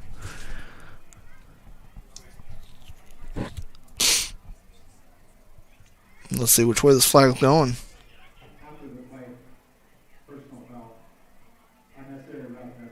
Oh. Unnecessary roughness on the Panthers. And it looked like he had his face mask during the play is what I was wondering. But so, 15-yard penalty on that one. And that's going to back them up to the... Do we have bubbles blowing about the stadium? Yes, we do. Okay. That didn't throw you off a little bit. So it's a spot foul. So that backs them up to about the 14-yard line. Excuse me. Yes, I'm sorry. 7:23 on the clock here. Ray dropping back looking. Oh! Pratt with the breakup. Yeah, that's top shelf defensive play. Yeah, Pettigrew thought he was going to have an easy little catch in the flat there. But Pratt came in and closed that out. And they're coming out 4 or 5 wide right now. Yeah, but if they brought in a running or tight end now. But how many times do they stretch the field from this formation? Yeah. Twice. Hand off to Pettigrew. Oh, he breaks a couple tackles. He's got enough for a Panthers first down. Very tough run. He is a tough runner. I mean, coming into the game, what'd he have on the season here? He was over 200 yards rushing, and I think he had 6 touchdowns. Yeah, 21 with 6 touchdowns. He's got a good clip. That's 106 and 3 a game. Yeah. Ray on the keeper here. Oh, he is met from behind. Pelzer and Newberry, who we were just talking about at halftime, have been just stepping up tonight. Yeah, the band is back together. Is that what they yell? Yeah. they've those two have been meeting in the backfield all night, having a little party back there. and it's been most of the time. It's been Graham from behind chasing him around, and Yeah. Pelzer stepping up and clogging the hole. Ray keeping it on the fake. He's looking for a read here.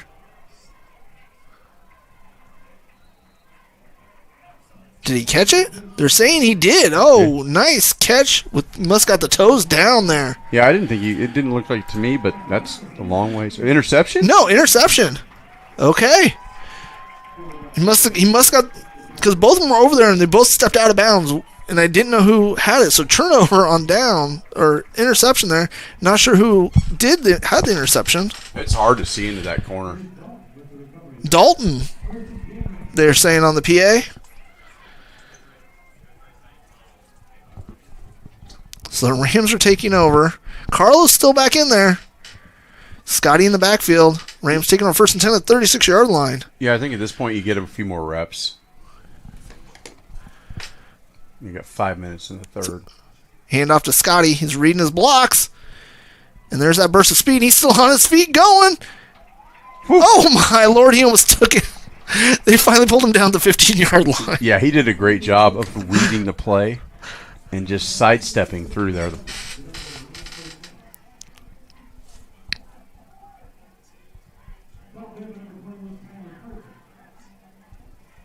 Lewis Central 17, Harlan 6. So Harlan's on the board finally. 4:33 to go here in Glenwood. The Rams knocking on the door. Des Moines Christian is still beating Atlantic.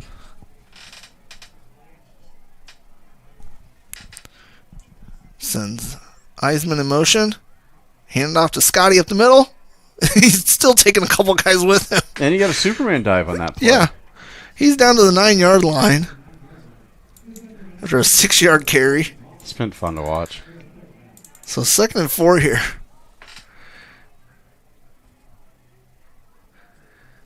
And here comes Big 22. Yeah, he's... Oh, he's coming in. Running back. Tail, it looks like. They're taking out Scotty here, so we're starting to see some of the substitutions now. Is he going to the tailback? Yeah. Yeah, he's going to be lined up to the right. Scotty right now with 275 on the night. On 15 carries. Hand out to Oust. Ooh. Oh, and he's going to take it into the house for a touchdown. Gee. Wow. It wasn't a horse collar, but it was similar. Breaks a tackle from the shoulder pad on. Yeah, had his jersey. He shook that off and said, "Nope, I'm going in." Runs into a defender. We might have to replace like I said, the linebacker's cleat divots there because he pushed him into the end zone.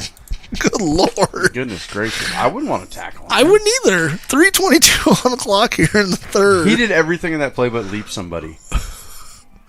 You know who he was running like? It reminded me of? Running back he used to play for Tampa Bay, came from Purdue. Mike Allstott. There you go. I mean, that's the way he was running. Yeah, he was shoulders down, driving people forward. That's tough football run. Right. And from the feature position. Yeah. All right. Rams put that through 52-6 here in Glenwood. We'll be back after this commercial break. A-Strope Insurance Services has been serving the residents of Mills County since 1946. A-Strope agents take the time to listen, understand, and customize an insurance plan with you to cover all your needs. As an independent insurance agency, you can feel comfortable knowing you got the best rates. From protecting your passions to securing your future, A-Strope has you covered. Choose A-Strope Insurance Services, where tailor-made protection meets peace of mind. All right, welcome back here to Glenwood. John Lee and Clint Yeager on the call here. 3:23 on the clock here in the third quarter in this blowout right now. 52-6 for our hometown Rams. Yeah, this is not quite what I expected. I expect a little closer game, but we're firing on every single cylinder. Yes. And guess what? We're living up to our prediction from last week. Yeah, the only downside is they never brought my hot dog back. Or my cheeseburger, excuse me. But yeah. My wife even got on me about it. She goes, you know, every time you do that. Oh, and it's still alive. Well, tell her. Oh, jeez. We got laundry out there. Tell her I didn't do it. Clint did it. I did. And she goes, no, she didn't believe me. It's she likes you too much. It's easy to explain my behavior. I'm an idiot. Just because he's an idiot. You met him. Yeah, I don't. So let's see what the flag is for. It's sitting at the 10-yard line.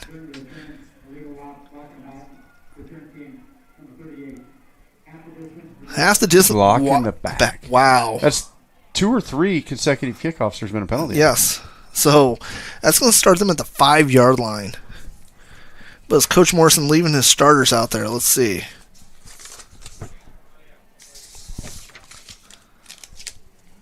Yeah, Ray's still going back out there. Yeah, I think you let them finish the third, and eventually they're either going to have to just slow roll the game or they're going to have to try to score. I don't. Heavy in the backfield. Ray keeping it. Breaking tackles. He's going to get up to the 20-yard line. Wow, nice run by a slew of Rams. Get there. He's like a water bug out there. Yeah, he was just everywhere. He was slippery. But you can see we do have most of our backups in on the defense, or all of our backups in on the defense now. We got quite a few of them in for sure. Yeah. So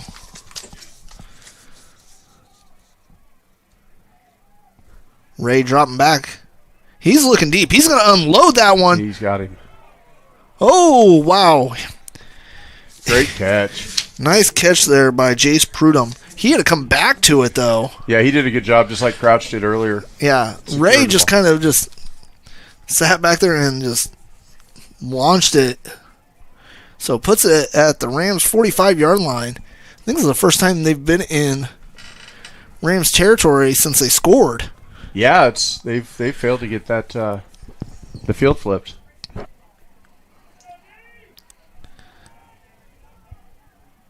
They're sending man in motion here.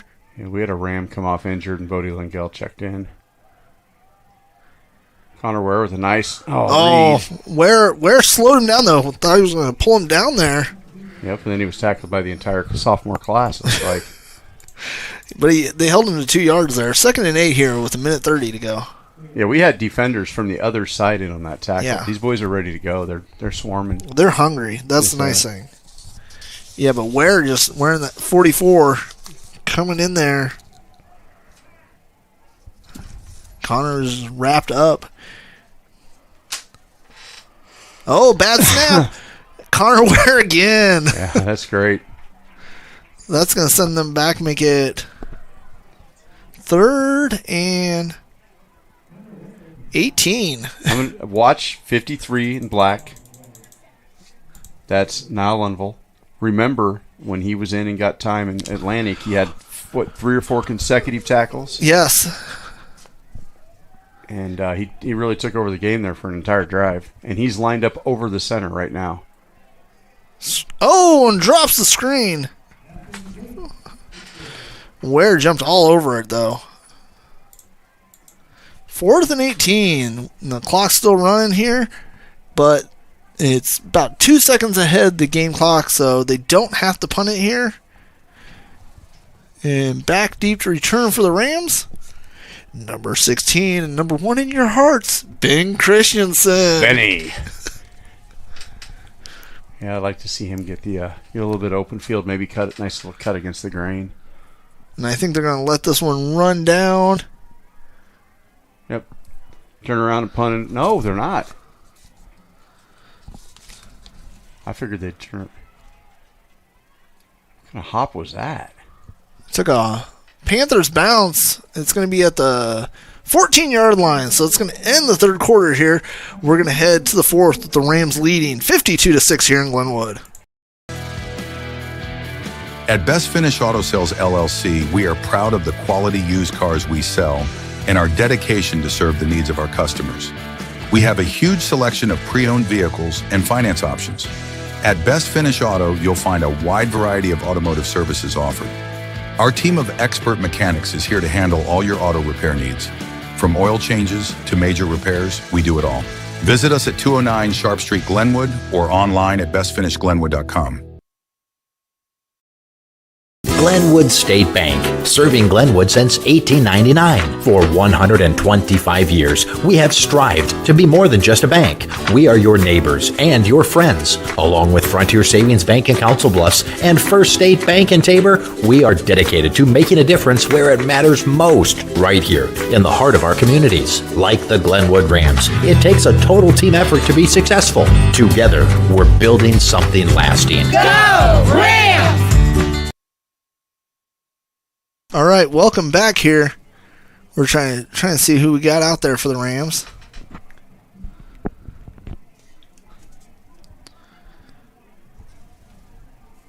Can't tell who's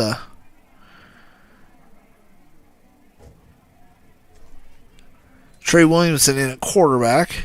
Hands off to I could not see a number on that. Deacon Oliver. I was going to say, I assume it's Oliver, but I could not see a number. Yeah, Williamson, Oliver coming off. Just by the way he runs.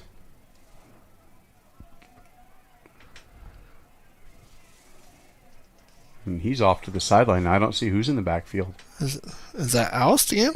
Not as big as Oust. There's a Scotty back in. It's Scotty. What is it? Wow, all right. Scotty Reed's checked back in here for the Rams. Yeah, it looks like Oliver came over to the trainer immediately. I think he's okay. It's not an injury, but he's getting worked up. So 3rd and 6 here. Maybe the blood on the jersey. Williamson and Reed in the backfield.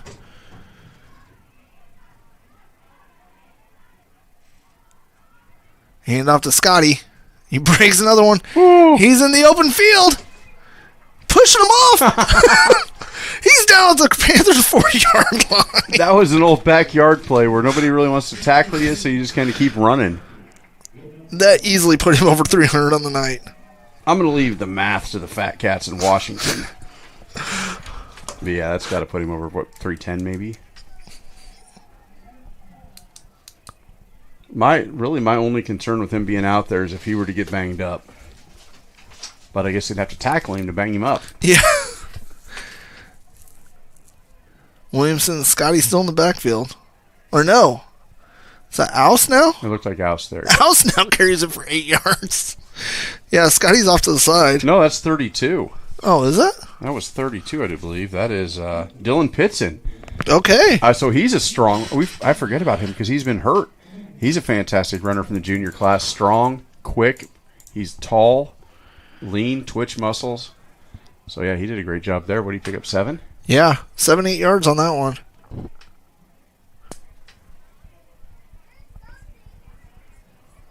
Williamson and Peltzer handoff. Williamson keeps it on the read. And he's reading he's going to make a house call here. Touchdown. Williamson's first career high school touchdown here. Outstanding. First touchdown for Trey. Two-chain Trey there takes it to the house. And he's a bulky kid that's fast, too. He is. He is deceivingly fast. He is. I don't say deceivingly.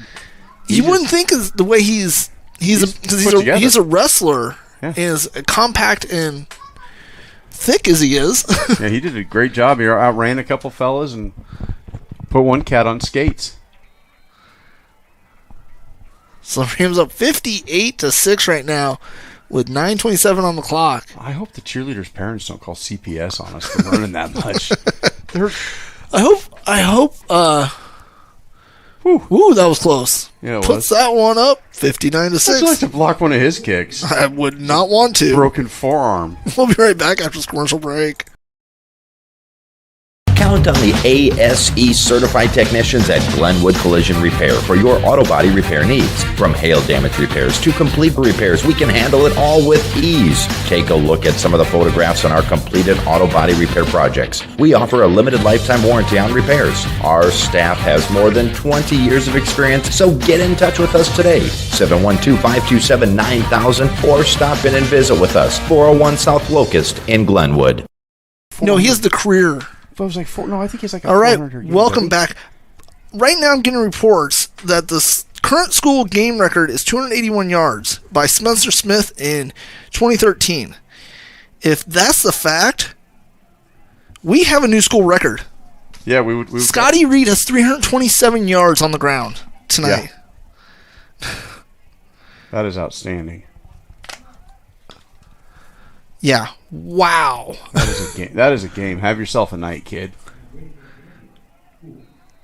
I remember seeing like 429 though, so I don't know what it is, but that's one heck of a game from Scotty either way. And brought down at about the 34-yard line. Panthers going to start out there.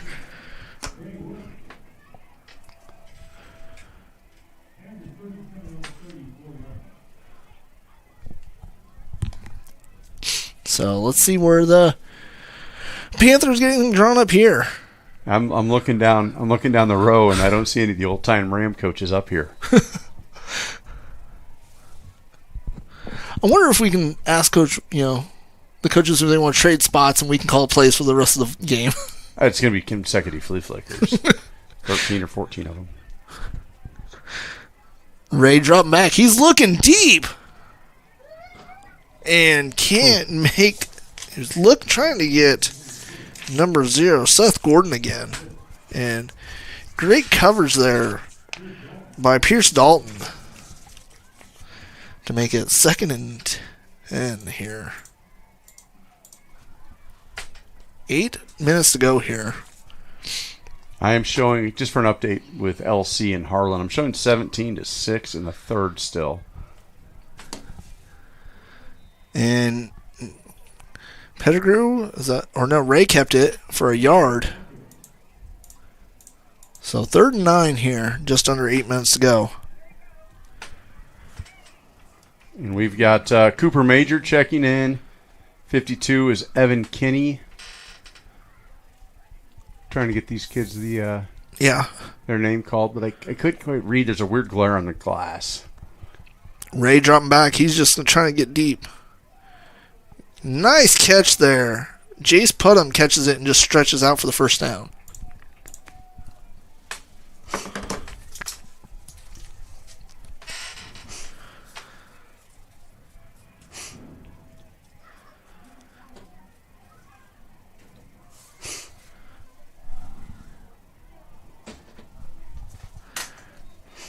Oh, we got a flag out there. It looks like false start here.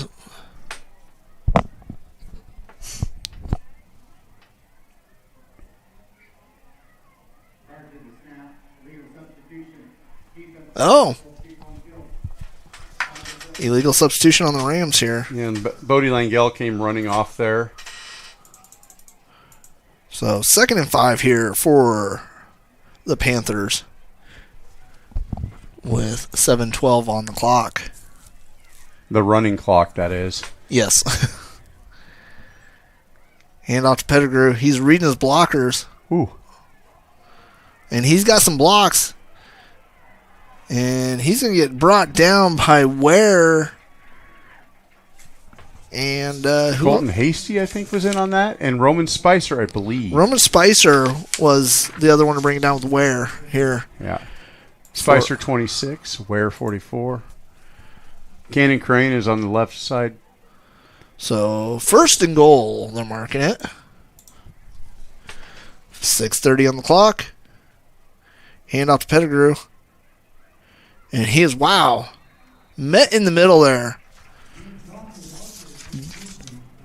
believe it was Christensen in on the tackle. Yeah, see, Christensen came blitzing in there from the back end position. Hasty was there, and Jackson Erickson, I believe. Sophomore Jackson Erickson, number 54. We have number 37 checking into the game. Oh, my Lord. Number 37 checking in. And the outside linebacker spot there. And he's putting some pressure on. Great open field tackle by Christensen. And just to give you, number 37 is Mr. Marshall Yeager rejoining the team. First week back to the football team. Getting some time in there. So 3rd and goal here. I think he didn't like the conversations we were having all the way back from Harlan last week. I'm gonna take credit for getting him back on the team. I'll give you full credit for that, John. You and Chris Visser get the credit for talking to him. Hand off. And they haven't called yet. They got him in for a touchdown. And that is Gabe Kaufman runs it in for a Panthers touchdown with 5:20 on the clock here left in the game.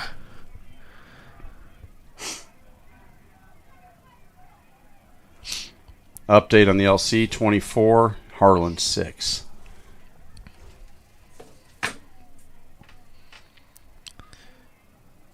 Flores on for the extra point. We're down to, 5:20? I can't quite read it. We got flags flying out here on that one.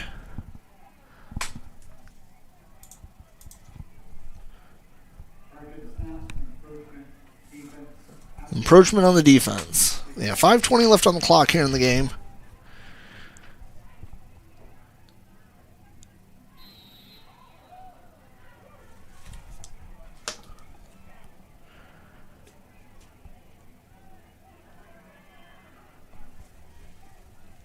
They're still kicking. Kick is up. Kick is good. We'll be right back after this commercial break. Take your body to the next level. Iron Fitness Center offers the most well-rounded fitness experience in Glenwood, Iowa. Open 24/7. Our gym offers cardio and weight training equipment, 2 half basketball and pickleball courts, a sauna, and IV hydration provided by IV Lounge. Come check us out for an introductory day or become a member today. Let's get to working on you. Located at 109 South Walnut, Glenwood. Learn more at ironfitnesscenter.com. All right, welcome back here after that commercial break. 5:20 on the clock. Rams hold a 59-13 lead here in Glenwood.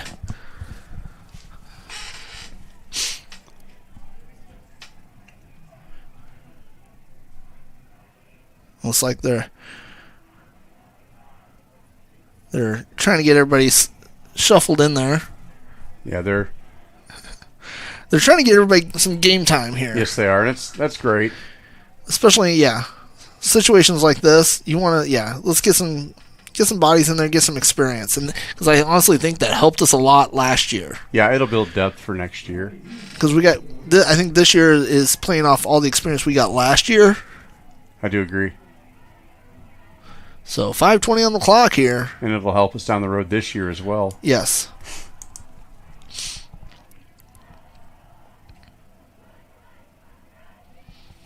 Kick is up.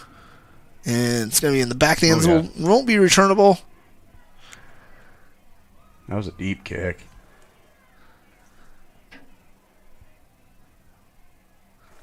And we've got Oliver heading back and Deegan Oliver going back in the backfield. So I presume it was some blood on him or some blood on his jersey because he... yeah, he had to come over to the trainer and they had to get that fixed up. Yeah.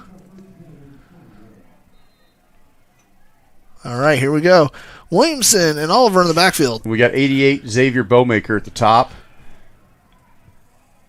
We saw him on the basketball court all year. Yeah, he's a big, strong kid. Oliver, he's going to get thrown for about a 1-yard loss here. Yeah, I would like to see him to throw one over to X. Yeah, it'd be fun to see him with the ball.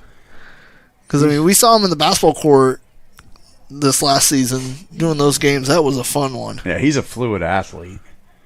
He's good vertical. Looks like we got somebody limping out there. I'm not sure. Yeah, it looked like someone's limping. Okay. No, they're not. All right. Little soccer ruse. All right, Williamson and Oliver in the backfield. Panthers showing blitz. Williamson's going to... Oh, he does hand it off to Oliver. Yep. Oliver gets thrown for a...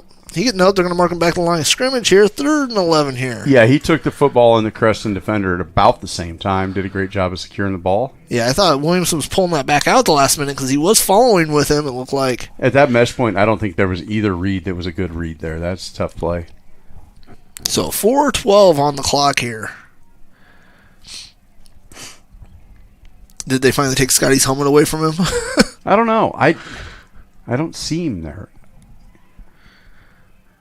He might be in the huddle over here, with right in front of us, but I don't see him with the helmet. Nope, he has his helmet off.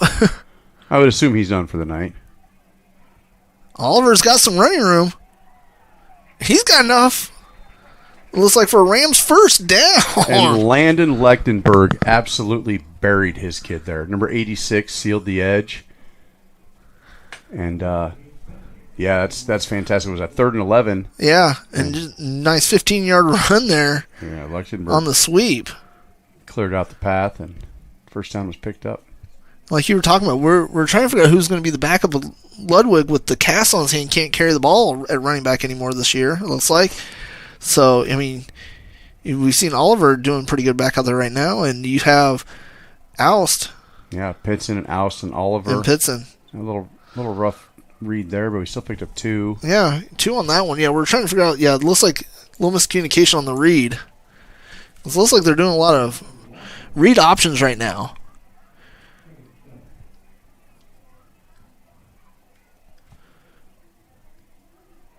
And I see the Honey Badger out there, number 16. Yeah, he's going to be a fixture out there for a while. Down to 2:30 on the game clock.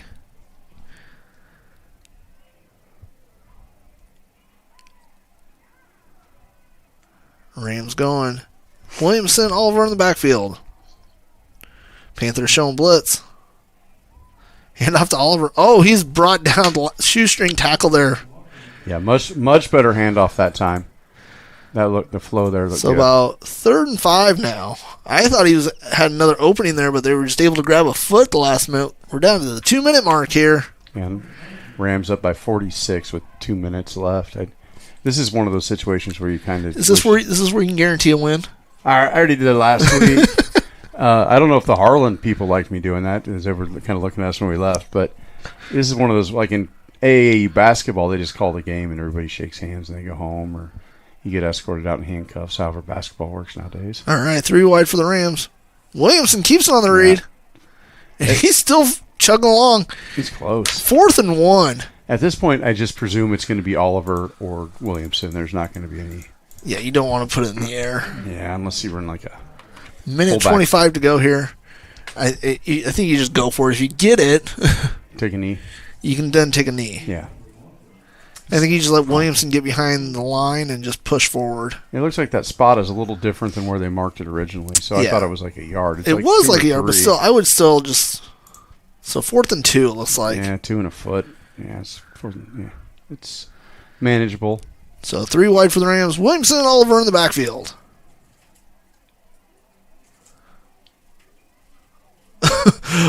Didn't quite work like we planned, but... Nope. Turnover on downs here.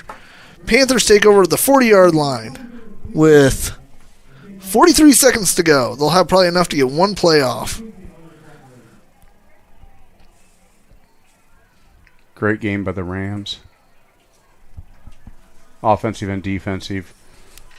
Very fluid tonight.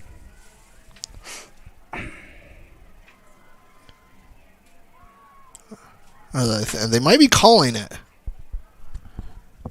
No, they should have stopped the clock at 47, right? I guess I don't know what happened there. But they ran it all the way down to 34-7. The play clock is, of course... 34 seconds on the clock. I guess I should probably get the game going here. Sorry about that. And they're just going to chuck it deep. Just out of the reach. And that, we'll see if they hustle back to the line here and get another playoff. Nope, they're going to line it up here. I'm befuddled by that play. The whole game, you threw the ball deep 3 times. And yeah. It's a 46-point game. You throw it deep. All right, we'll take a quick commercial break and be back with our Bear Arsenal players of the night.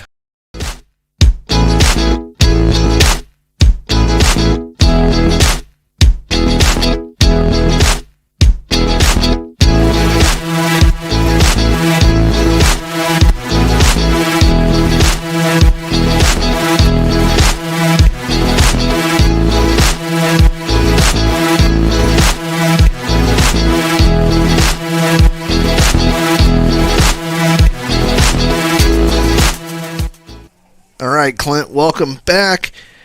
All right, our BAC Barrett Auto Centers players of the night. I'm going to give you the offense since I had that last week. I had the easy slam dunk one. Yeah, that was pretty simple last week.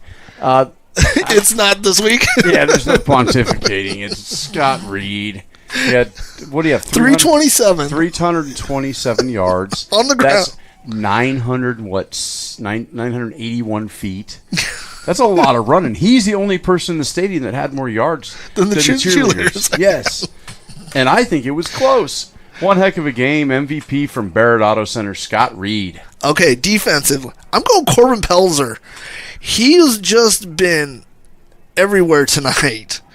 Had that tip pick. It was between him and Graham Newberry. I'm going to have to go Corbin. Corbin was just making plays there. Yeah. And, I mean, those two linebackers were just having a party in the backfield all night long. They were in the backfield quite considerably. It was, it was pursuit. It was pressure in the quarterback's face from behind. It was awesome. So, Rams next week. We're home again taking on Sergeant Bluff Luton. Going to be a big one here in Glenwood. We'll be back here on the stream. I'm John Lee. And I'm Clint Yeager. For Fuller Digital Solutions. Have a good night.